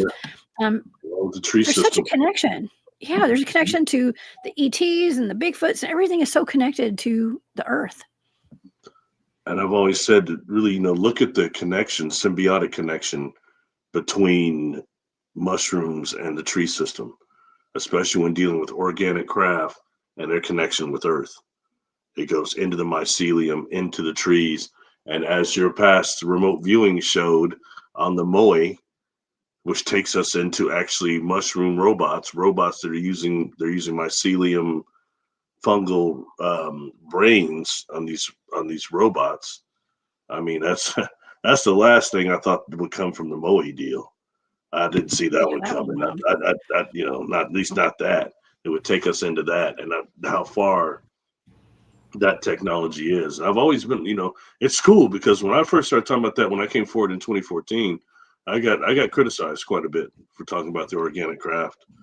Not everybody resonated with it, and saying that, but it is what it is. And the mushroom component, it really is what it is. It's not my deal, but it's a trip. And now our science is very much going that way. Yeah. There's a connection. There's definitely a connection. And, oh my gosh. Wow. I don't know. There's so many funny comments right now. I know we kind of got off on a joke tangent. I know, y'all. It's, if we're not laughing, we're crying.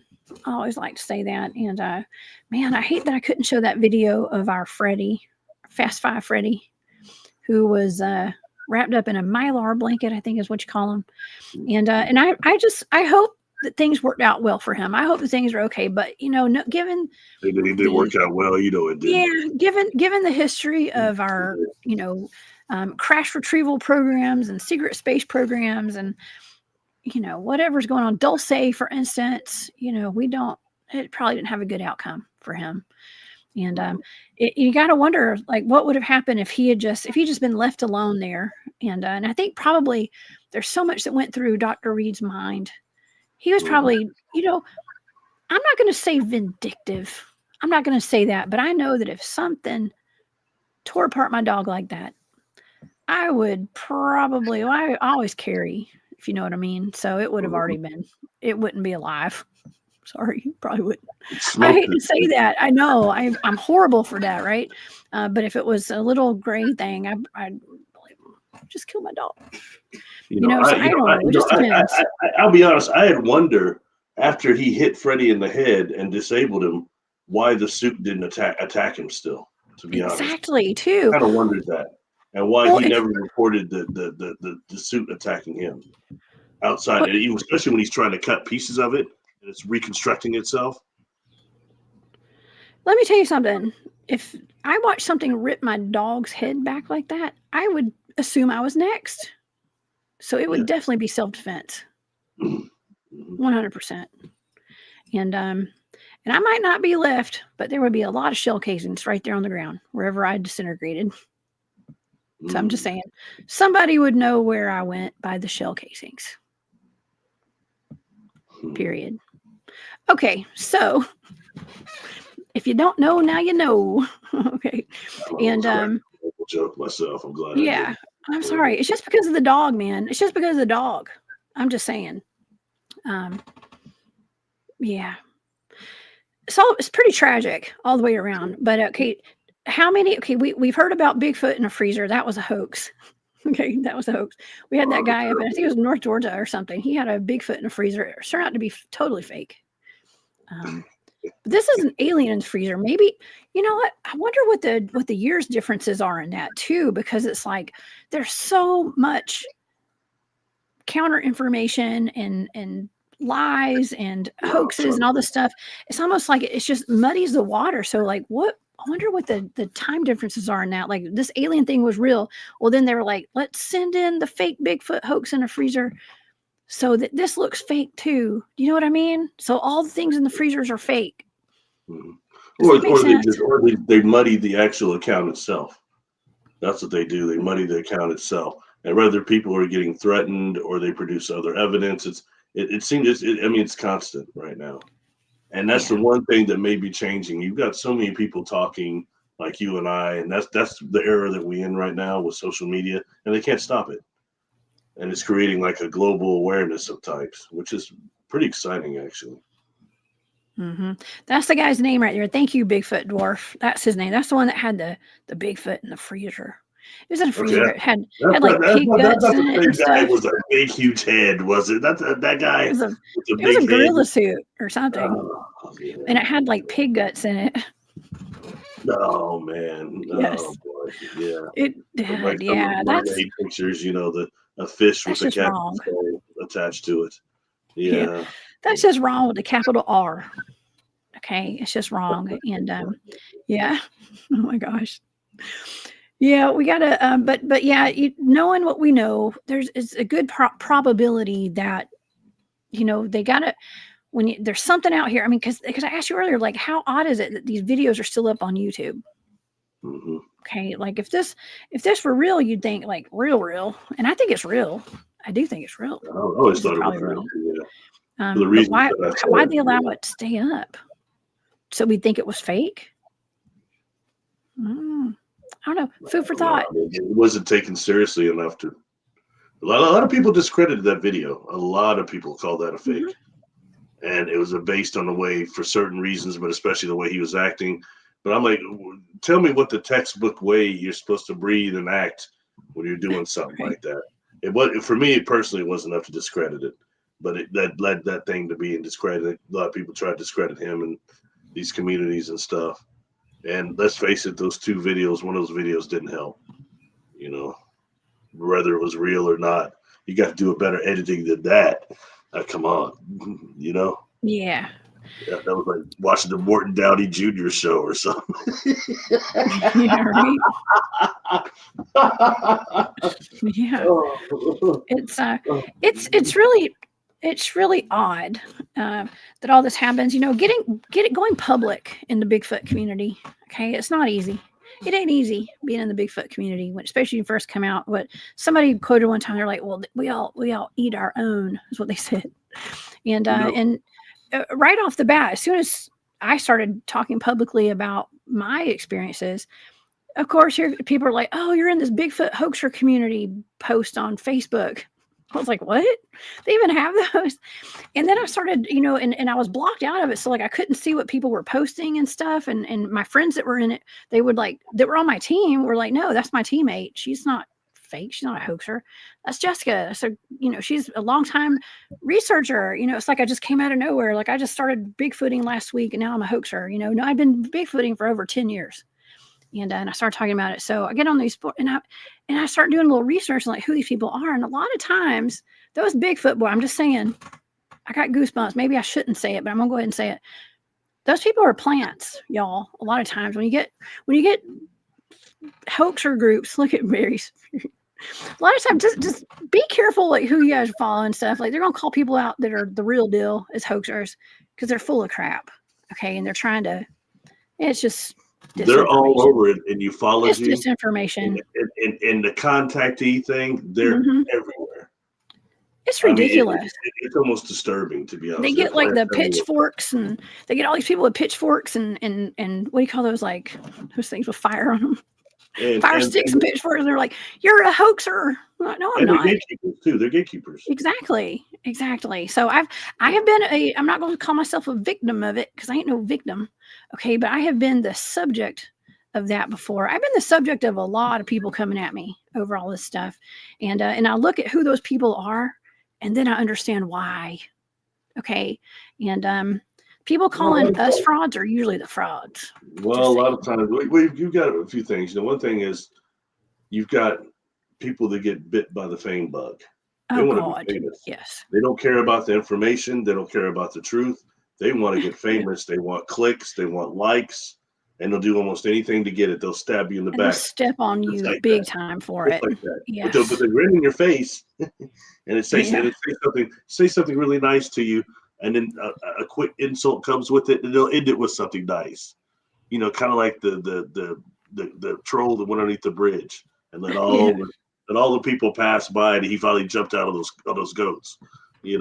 I mean, anyway, something I think would be really cool to go over real quick before we finish up or whatever.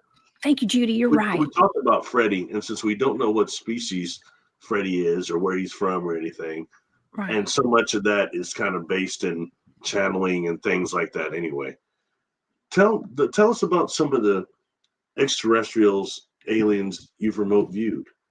You've done several of them with me, and I'm sure far beyond with just me. So, well, I mentioned that one earlier. Okay, about the potential Lyran. They didn't say they were Lyran. Okay, but it was like a cat being. Let's see. I guess if the orbs over crop circles, if that counts, okay, because I would assume that those orbs are actually ETs. Okay, and just based off the video that we've seen, I think those are ETs, and I got a message to humanity on those. I don't know. I'm trying to think of all the different ones. Can you think of them? Higher level. When you think about it, you know what I mean? Yes. Yeah. There's a few. Okay, another one would be the who built the Great Pyramid. Those are blind targets. Yeah. Yes. Definitely ET related for those. I was seeing giants and UFOs, actually, like what I would consider to be like UFOs, just giant humans. It may have been regular sized humans. We're like little ants now, I think. Tell me, tell everybody, what types of giants were they? They were, you remember that because it was like different, like darker skin giants and stuff, right? What did I say? Medium skin giants or something? I said like medium colored skin, like I don't know how to describe it. What did I say? It was like medium.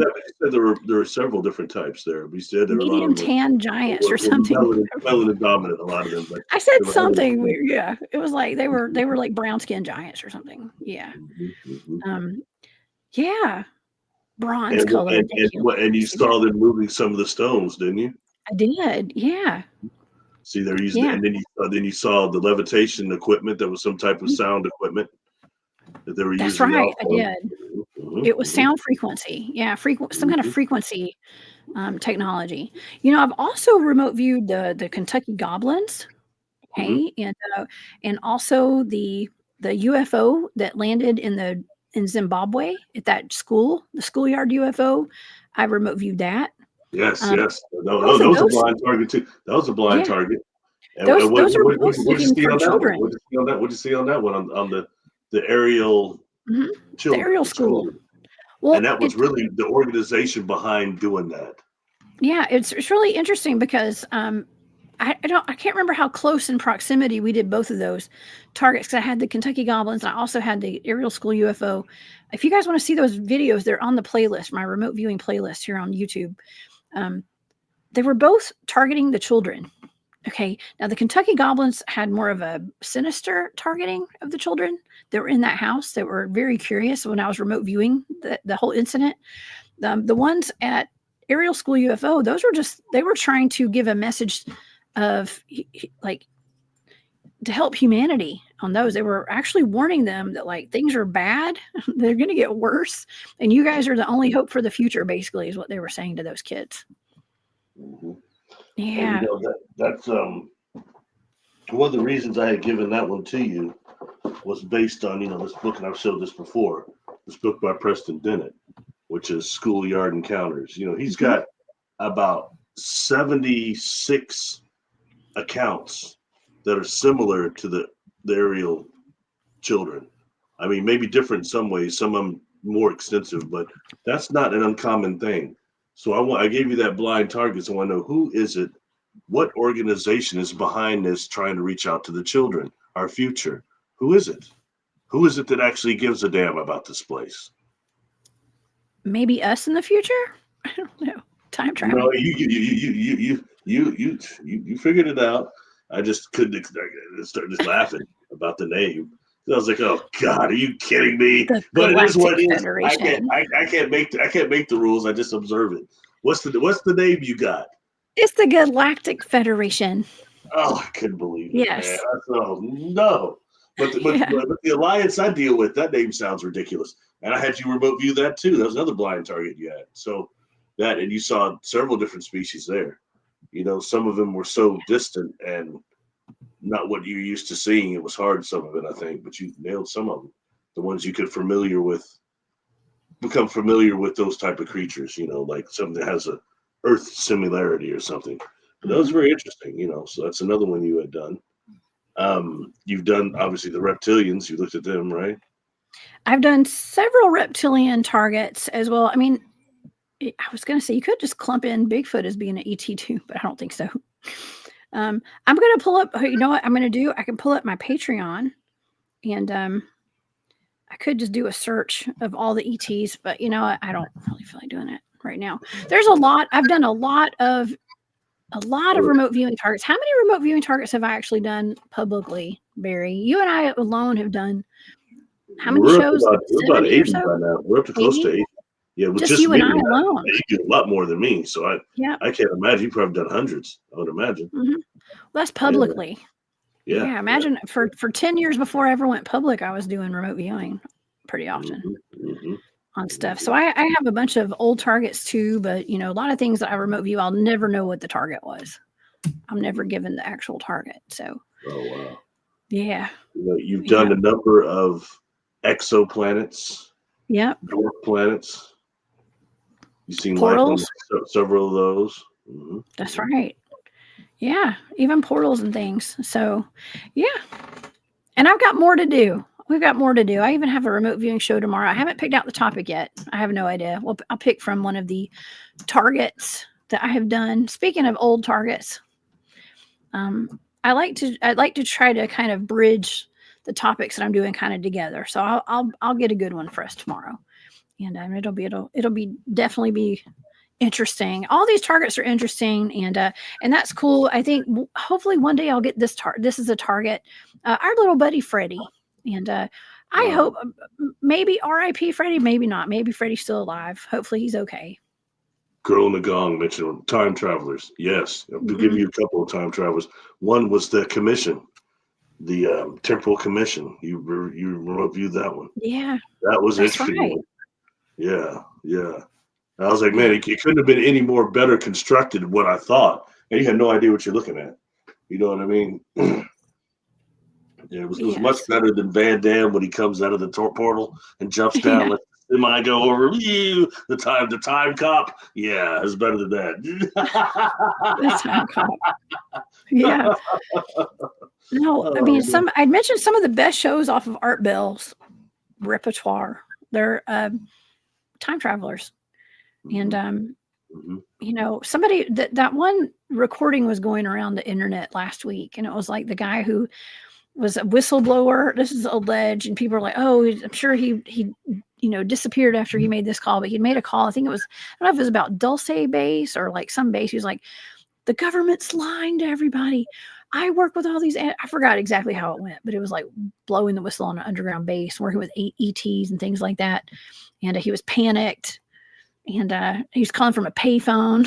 It tells you how old it was. But well, that's like Art Bell. Art Bell had the guy that called in on the PayPal. He had a couple of pay calls. I can remember the guy that called in that had he had the things he was calling what giggies or he had the little thing that was it was like his bicycle chain he had put together. It's this little tool thing, and he called in on Art Bell, and people started wanting to order these things, and he called him something a fiddle deal, a twiddle, or something like that, whittle, or so. Anyway, it's like some little. Do you know what I'm talking about? You can whittling is like when you take a stick and you No, he lived in LA somewhere, and he broke his going to work. He broke his bike chain, and he took a piece of the chain and used something to hold it together and put a couple of them together, and then he was taking it and fiddling with it in class, messing with it, and somebody said, "Hey, what is that?" And so he made them one and started making them for people. And he's talking to Art Bell on the phone from a payphone. And he said, "Oh my God." And by the time he's done, like a half an hour, he said, "There are people standing out here around this payphone wanting me to make them one of these things. They're listening to you." I just can't remember what he called it. A fiddler, was something like that. I don't know. Plus bothering me. Anyway, somebody out there knows. Somebody remembers what I'm talking about. I'm sure they.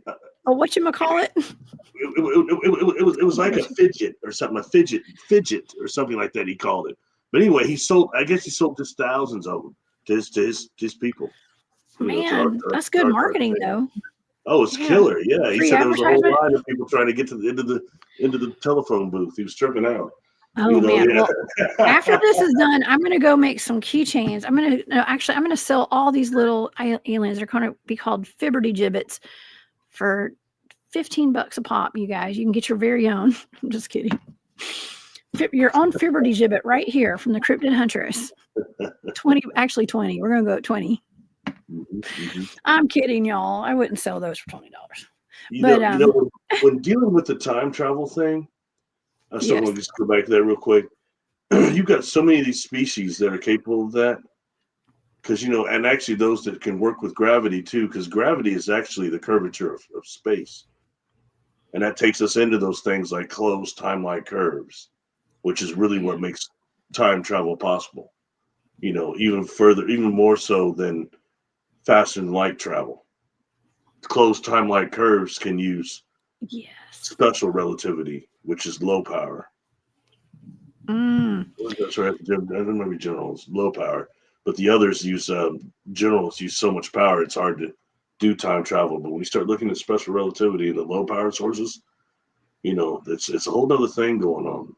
And when you start dealing with the drag frame of somewhat spherical objects, which that Earth actually creates that, and that can be proven scientifically. That's why the satellites go off. That's inertial drag frame, and the things that are outside of our atmosphere, outside the atmosphere, age like the satellites age completely slower than we do, by like whatever it is seconds it is. That's stuff that can be really harnessed. And I've talked before about the natural portals between the sun and the Earth, where the magnetic fields meet, that creates these things called electron diffusion regions, these doorways that open up like for every so often, every so many minutes, for so many seconds. That's stuff that they've researched that. You know what I mean? It's stuff they found. And when you start dealing with civilizations that use the fabric of space for a power source, or a black hole, the fabric of that, the Mako for a power source. Wow. That's pretty cool. And, ancient beings like Bigfoot, let's just say, for instance, would know how to harness the energy from that stuff if they've been here long enough and pay attention, right? I mean, I don't know. Well, maybe. They'd be a part when it was galactic trade here, which is still going on. It's just secret now. But they've been here for a long time to be a part of that. There's something else I was telling somebody the other day. People need to really look at the ways that some of these civilizations might be able to travel through space. We have something called Fermi bubbles around every galaxy. And a Fermi bubble is actually a huge gamma ray bubble that comes above and below a galaxy. But they found that all the Fermi bubbles are connected between all the galaxies. That's the highway you're looking for right there. And you start dealing with something like the scientists now call it Akubari warp drive, which is creating that warp bubble around you and then pulling space in.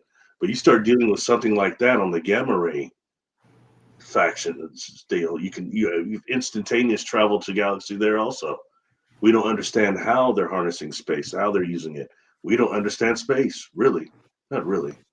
I know my one little thing that I always said about that whole remote viewing the moon landing and stuff. I was like, I think we're on the moon. Okay, went to the moon.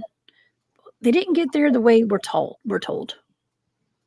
Okay, that was my one big takeaway after I had that proverbial knock at my door. I said, we're up there. We just didn't get there the way they're telling us. Okay, so that's my final word on that. Portals are true too. Well, you've got talk about the quantum hologram and all that, but there's a thing that's bilocation. They've been using bilocation for quite some time. Mm-hmm. And when you start dealing with gravitational waves, which are instantaneous, even the technology that they back in human wise have some of these capabilities, let alone these things they've bartered. But and I mentioned before, there was that thing, excuse me, from Ralph Ring and Otis Carr. They had made that inflationary, stationary space vehicle, and there was a patent for it. I used to show it on Facebook and everywhere and tell people, you need to look at this. And that's gone. You can't find that patent anymore now. They have another one for something called the OTC like X1. That was another spacecraft, but it was much more primitive, anti-gravity, but nothing like the other one they were showing. That had these dimensional abilities that supposedly Ralph Ring, I think, got in it. And it was only supposed to be gone for a minute or two. He's in this thing. When he gets out, there's like these daisies and stuff all in there. He was out in this field. And he couldn't remember it. Yeah. So they said they wouldn't use it anymore. And it's interesting that, that actually diagram of the inflationary space vehicle, you see the two people standing there and sitting there in diagram on board this craft and the equipment they're using and how it's actually creating this anti-gravity field. It was a fascinating deal, but just went away. And now pretty much I think they try to discredit Ralph Ring for the most part, a lot of stuff he was saying. It's just really too bad. We live in such a concocted world, Yeah. Well, he's putting the truth out there, most likely. And that is a problem for the controllers. And Carrie Ann, yes, thank you, Carrie Ann and Kent. And there's a few people in the chat talking about the sun being a portal. And you know how I know that is true is because you gave me a Earth's weaponized portals as a remote viewing target. And where did I end up, Barry? On the sun. He's on the sun quick. He's on the sun quick. And then we also remote viewed the cube. How'd you remote view the cube and the spear? One, the spear that was deflecting the Earth bound solar flares, and the cube that's been seen by many. And I got to throw this out there for those people that didn't hear me say this again. I hope I don't sound like this big broken record on your show. Remix. But it's just, I just saw Breaking 2 was on the other day, and I was watching that movie. That's how I learned to pop and lock. Oh, that's what I learned. That goes back to my roots. That girl on there, breaking into USA and breaking 1 and 2. Absolutely. Lucinda Dickey, she's on Ninja 3 too. She lived in the city right next to mine, not far away at all. Yeah. But now that movie was hard to take. When Turbo fell down the steps, that was terrible. Oh, when he fell, that was horrible. I can't watch anymore. Well, they're breakdancers, not actors. Okay. They're built for cardboard dancing. That first stuff. Time I saw Ice-T, he was the DJ for Miracles. Anyway, I know, right? that was way before New Jack City. But anyway, where were we staying before that? Hey, Joey. Yeah. I started talking goofy, but before that, talking concerning The sun. Say we're talking about the sun and the portal. The sun, the cubes Yeah, you were the moving cube. also. And the AI was a trip that you got that from that. And also, I just want to throw that out again. Anyone can go to the Soho website, the Soho satellite that takes pictures of the sun like every 2 minutes. Okay, and they've got an archive on there. You go to the data archive. They take pictures of the sun every 2 minutes, like in every nanospectrum, like the yellow, blue, green, and you can research each nanospectrum for years and years, any time frame. Look, go check those out. People find all the time, see these things coming out of the sun, things going into the sun. That proves things like Dr. Blair had said. I believed always that the cold spots, those black spots, are actually portals opening, closing on the sun. All the cold spots are. They're actually the sun becoming even more of a portal, which it will anyway when it becomes a black hole eventually. But stuff like that I think is very important. But I didn't expect to hear the weaponized portals. They're gearing all that towards the sun, even more than the ones here on Earth. They're going for the sun. And then that takes us to the civilizations that are doing that use the fabric of the sun as not just a power source, but for travel, the Stargate ability of it, Oh, yeah. Kent had an interesting comment that I just had up. He said, put your phone video on 30 times magnification and point it at the sun. You will see different colored orbs all around it. Interesting. Yeah, my phone camera sucks.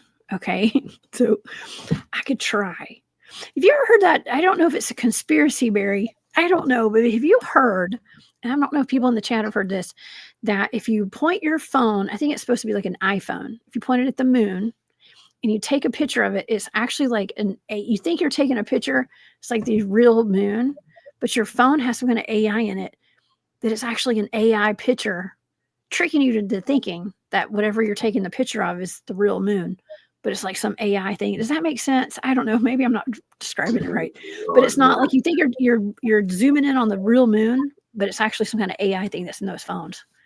Oh, yeah, I never heard BS. That's what I heard. Okay. Wow, that's interesting. I know, right? AI is just. You ever heard of the Sun Simulator? The Sun Simulator? Yeah, I have. We've talked about it, I think. Let's just do a video. Yeah. Yeah. Does it have like a black? It's like a hex. It looks like a bee. Does it look like a bee? Like what do you call that? Hexagon. Honeycomb. Yeah, honeycomb. That's it. Yeah. Actually, yeah. You're right on. In fact, when you look at the new James Webb Space Telescope, they have a very much similar thing. They're using reflective there to catch light. But that's actually a device that a lot of people are saying that we had a fake sun. And I think somebody was testing one of those out. You would see sometimes two suns in the sky. There's also something called the double refraction that will cause that too, a phenomenon that causes us to see two suns also. But it's just interesting with things to where this stuff goes sometimes gets even more far out than what it is conspiracy wise, I know. Well, it's fun. It's fun putting all this stuff out there and talking about it, because it's not, I don't think it's all conspiracy. I think it's just, I think it's real life. And Daryl has a question. It says, I have a question. The sun being round and we go around from it left to right, why are there no plants top to bottom around the sun? Or planets, maybe? I don't know. Okay. What do you think, Barry?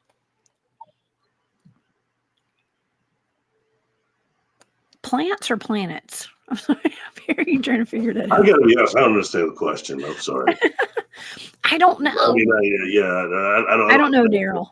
I'm sorry. Yeah, maybe I can't answer that. Maybe that's planets. I think it's planets. I think it means to say planets. Yes. I think he means planets. I know planets. It's got to do with gravitational. It's got to do with the gravitational pull, and that none of the planets actually go like what we're showed on there. It's different how all rotate. They're at different. Neil Tyson DeGrasse, not a huge fan of his spiritual part of him, but science-wise, that brother's bad. Well, this is my problem with Neil. He'll say something like, we have more in one strain of our DNA, more molecules in one strain of our DNA than we have stars in the Milky Way. So we're small universes. Cool. But then he says, at death, there's like no more us. It's done, and that's it. There's no more us, no more life at all. It's just over when we die. That's what science says.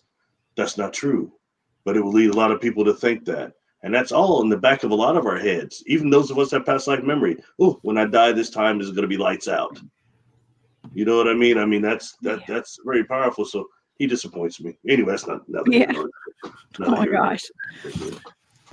Yeah, well, he's a little mainstream. When people are super mainstream, it becomes a little sus. Okay, considering the I want to say the temperature of science right now, and what is that? Bill Nye the Science Guy isn't even a scientist. Okay, imagine growing up as a kid watching that. You're like, oh, there's crap. Screw that guy, man. I come from the Mr. Wizard's world. You don't have to remember that. You're 5 years younger than me. What? You remember Mr. Wizard's world?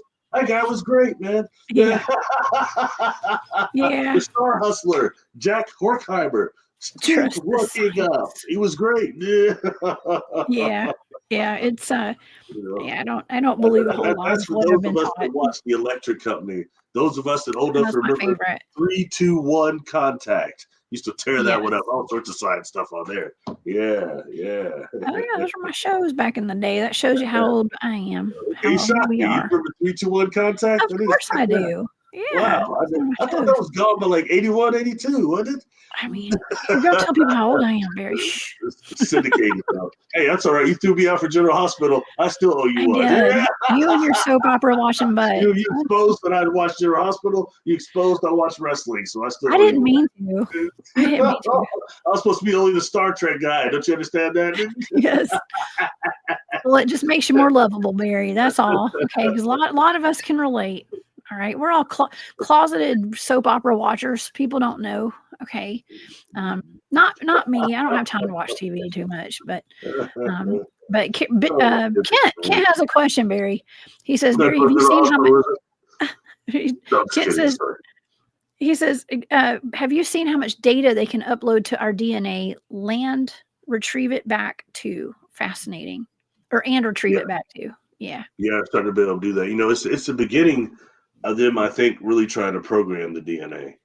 I know they're trying to awake so much of that they call, that whole junk DNA thing never held up. I think that's to really keep people from knowing, like things like I had mentioned the light quanta of my DNA. They said they were awakening. I didn't know what the heck a light quanta was, man. But those are different, parts of our helix and our deal. Yeah, so I think it's fascinating, not to mention how we can go back historically to the beginning of our genetics through our DNA, the beginning of our lines. You know what I mean? Back when we were still, soup coming out of the... What'd you say? Yeah, so we're still soup coming out of the primordial... soup? Mess, yeah.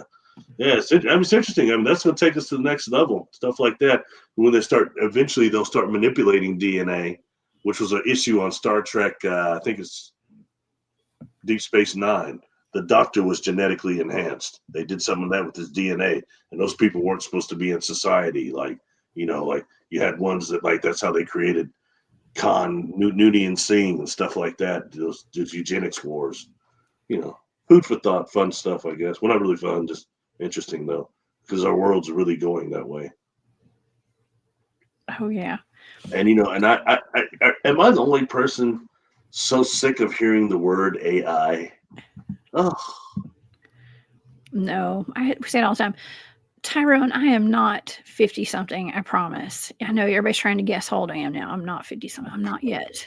Okay, not yet. Lucky you. I'm getting close. I know. I'm getting close, but I'm not. I'm not there Do you remember the days when you turned 30 and you thought it was over because you probably couldn't go to the club anymore? I mean, he's still a baby at 30.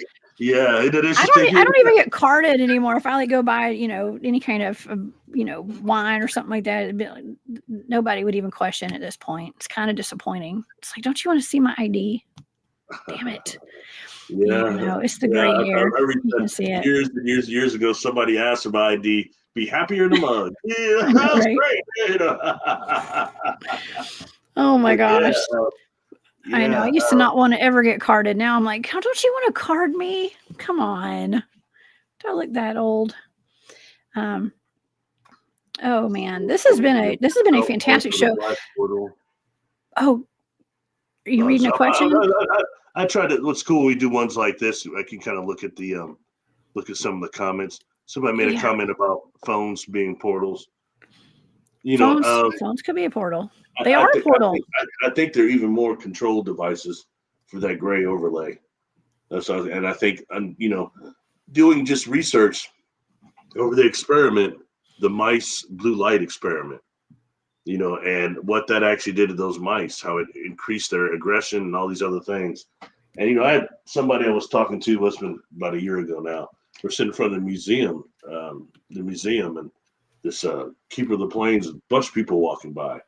And they said, hey, I challenge you to find 2 people that aren't looking down at their phone. Or was it 3? Oh, God. Everybody. And kids under 10 don't count.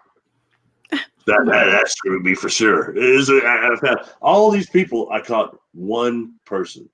This guy's walking by. He's walking with his girl, and he's got his arm around her. And when he gets as close to level eye to eye as you are with me, he suddenly stops, takes his arm off of her, and grabs his phone out of his pocket. So I was like, oh, no, man. I mean, and so if you ever time travel, you'll know it.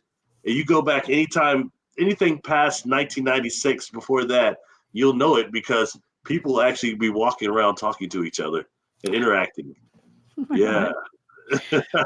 Yeah, back in those days. I mean, now people get anxiety if their phone rings because they're like, oh, I got to talk to somebody now. It's really closed everybody off from like wanting to connect with other humans. Okay. Unless it's like through your phone or you don't have to actually have real human contact. It's just like, I mean, how many times have you texted somebody, Barry? I'm sure you and I have done it to each other probably where we're like messaging. And I mean, I've had this happen to me with other people. Like maybe they don't get, I joke a lot. Okay. And people don't know you're joking when you're on a text sometimes. And and if you're, maybe sometimes I don't know, it just gets lost. You know what I mean? And so the communication is just so skewed right now with the technology that we have and stuff. And I am pro-human. I am, I'm cheering on the human section over here. All human, all day, air day. Okay. We are humans. We are proud. Go humans. Important. Social interaction is very important. Nothing like getting your education online, like high school or whatever, isn't the same as being in the classroom, having a teacher who gets to chalk all over them. You know what I mean? That's a whole other thing going on there. And I think that's something that we're getting away from that's making us more artificial in that way, which is too bad, I know. What does it mean to be human? Well, talking to each other. Yeah. Using a chalkboard. Just kidding. Oh gosh, it was something I was going to say. What was it about? It doesn't matter now, I'm sure. But yeah, it's I think that what's happening right now is I'm liking that some of the information you're presenting is stuff that will help people's lives. You know what I mean? Things that people can use, especially somebody like if somebody lives in a haunted house, learning really what are the signs. If you're somebody that's not as sensitive, you don't believe in this stuff. Why is the plumbing messed up? Why is there that ash on the walls? Why are the doorknobs sticky and you know what I mean? Stuff like that, and the black stuff coming out. Where's the stuff coming in my eye? So it's not the stuff you're doing that's helping people. And that's important. Some of the information, because a lot of the stuff that's distributed is like, what does it do to help our daily life, to really help our awareness? For me, I'm like, man, I'm into stuff that's going to help me when I die. I want as much awareness when I die as I can get, so I can go back through some of the things that happen during our death process, some of the things that take our soul, our life memories, things that take our awareness, things that take our containment of consciousness away, keeping your consciousness contained organically once your body stops running. That's important. You know what I mean? Oh yeah. Yeah, and you've been putting out really good information for years. If you guys haven't checked out Barry's YouTube channel, y'all please go do that. Go subscribe and check out Barry Littleton on YouTube. And you've been covering all this for a very long time. How long have you had your YouTube channel, Barry? I started that in years. PC somehow tricked me into doing that thing on 2016. I started sometime early 2016, I think. Yeah, and that's unreal amount of time. I've been on. I came forward in 2014. You know that last comment you had up there. Mm-hmm. That's one of those really, really interesting phenomenons concerning sound. How they have that sound door there, Michikako, or sorry, what do you say? Michikaku. No, the place. Yeah, That yeah, one? yeah, Michikaku. Yeah. Oh, wait a minute. Oh, I thought That's a person's name. I'm thinking It's a YouTube channel, I think. I'm thinking about Michu Picchu that has the sound door that they've been messing with. Yeah, that's what I thought they were talking about. Machu Picchu. Yeah, it's close. Yeah. Because that starts getting me to think more about Göbekli Tepe, which I don't think gets enough attention in my opinion. You know, but some of the statues and some of the figurines found there, I think, are very, very noteworthy. Yeah, that would make for an interesting remote viewing target too. That whole area there. I'd find out what's going on there for sure. Yeah. Thank you, Kent. So I subscribed to Barry's channel last week, waiting for a live. Yeah, Barry, you got to do a live soon. Okay, definitely do a live. Everybody's living your lives. Yeah, for sure.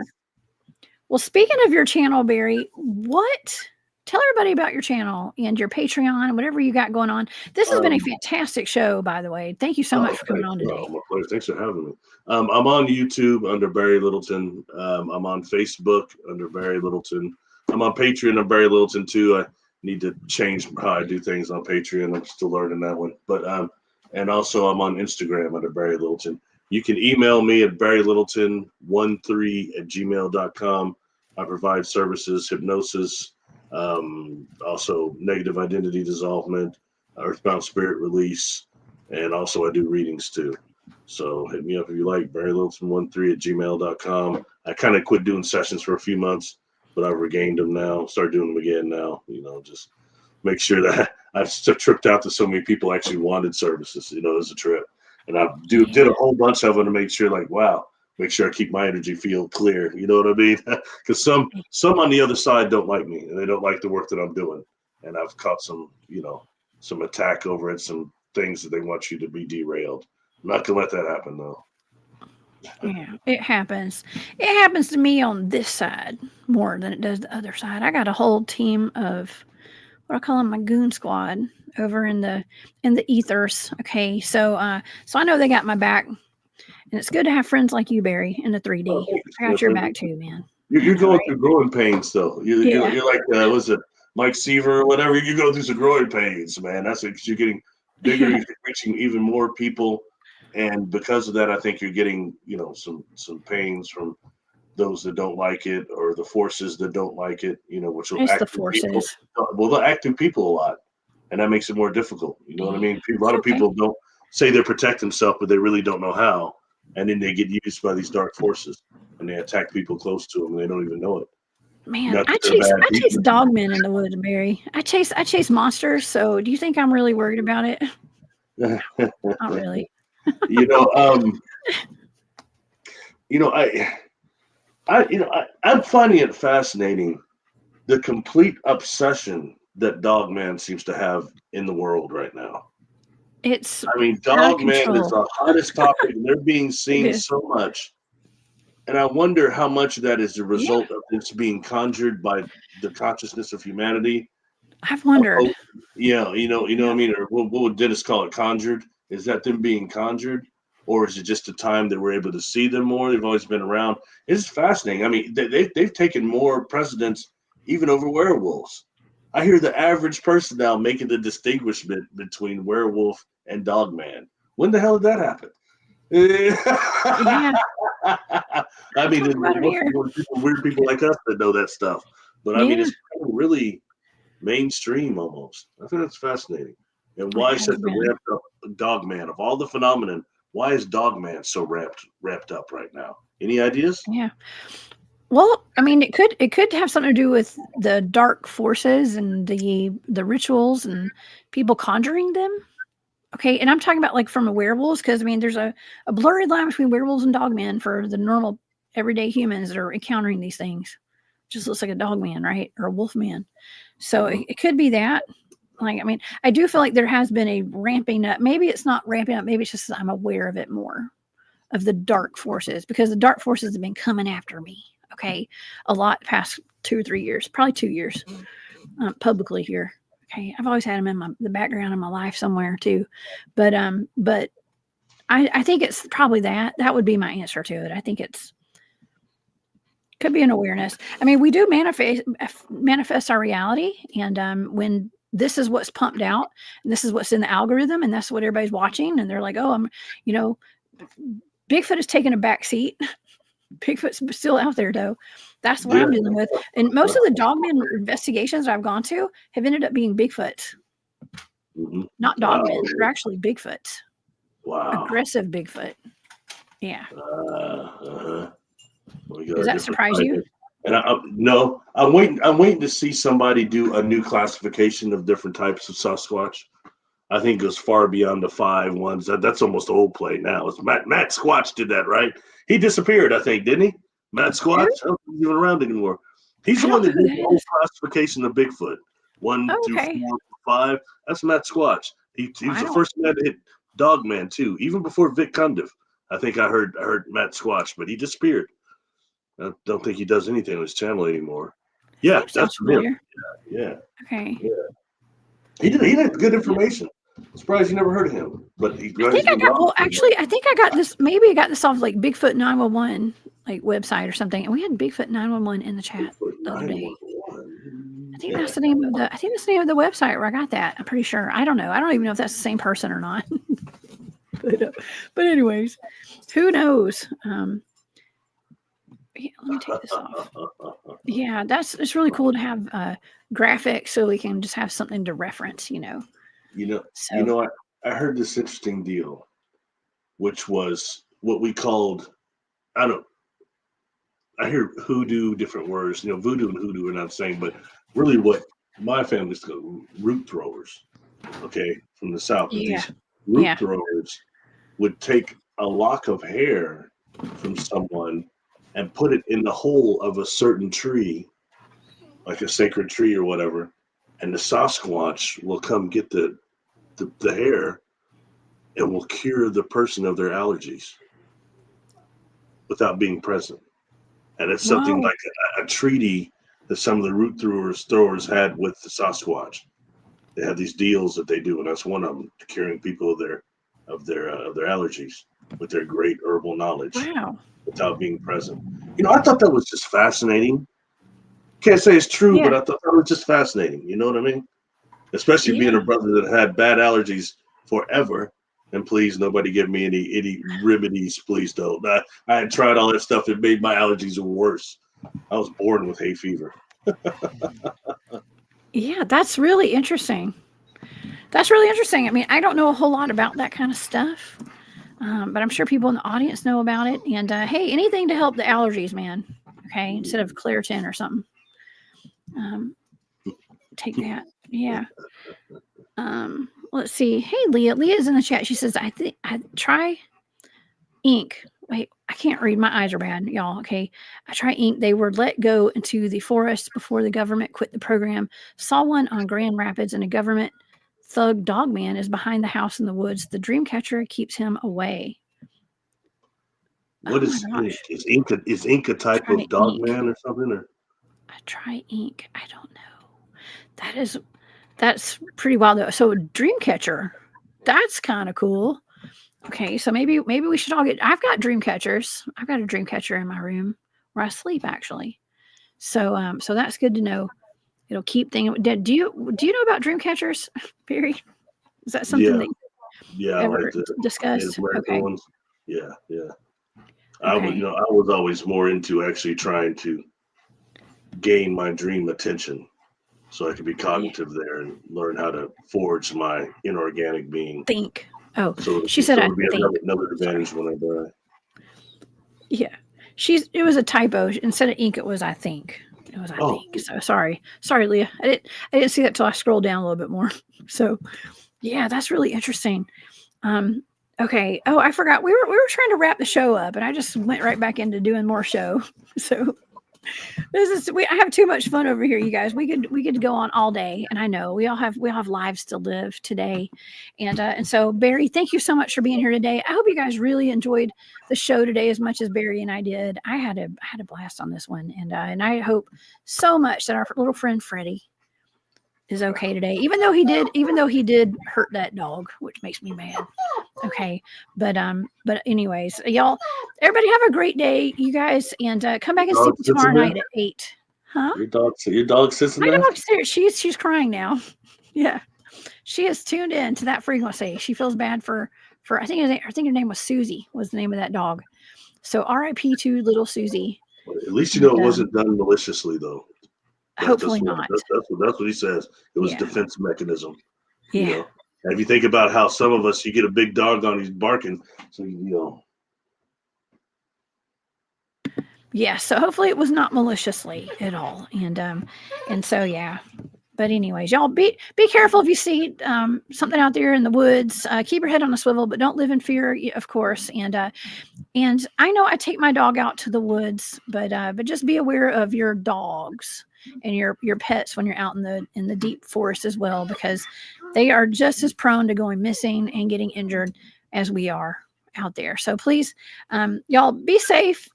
And come back and see me tomorrow. And Barry, thanks again for being here. And everybody have a great day. All right. Okay. All right. Bye, y'all. Wrong one. Bye.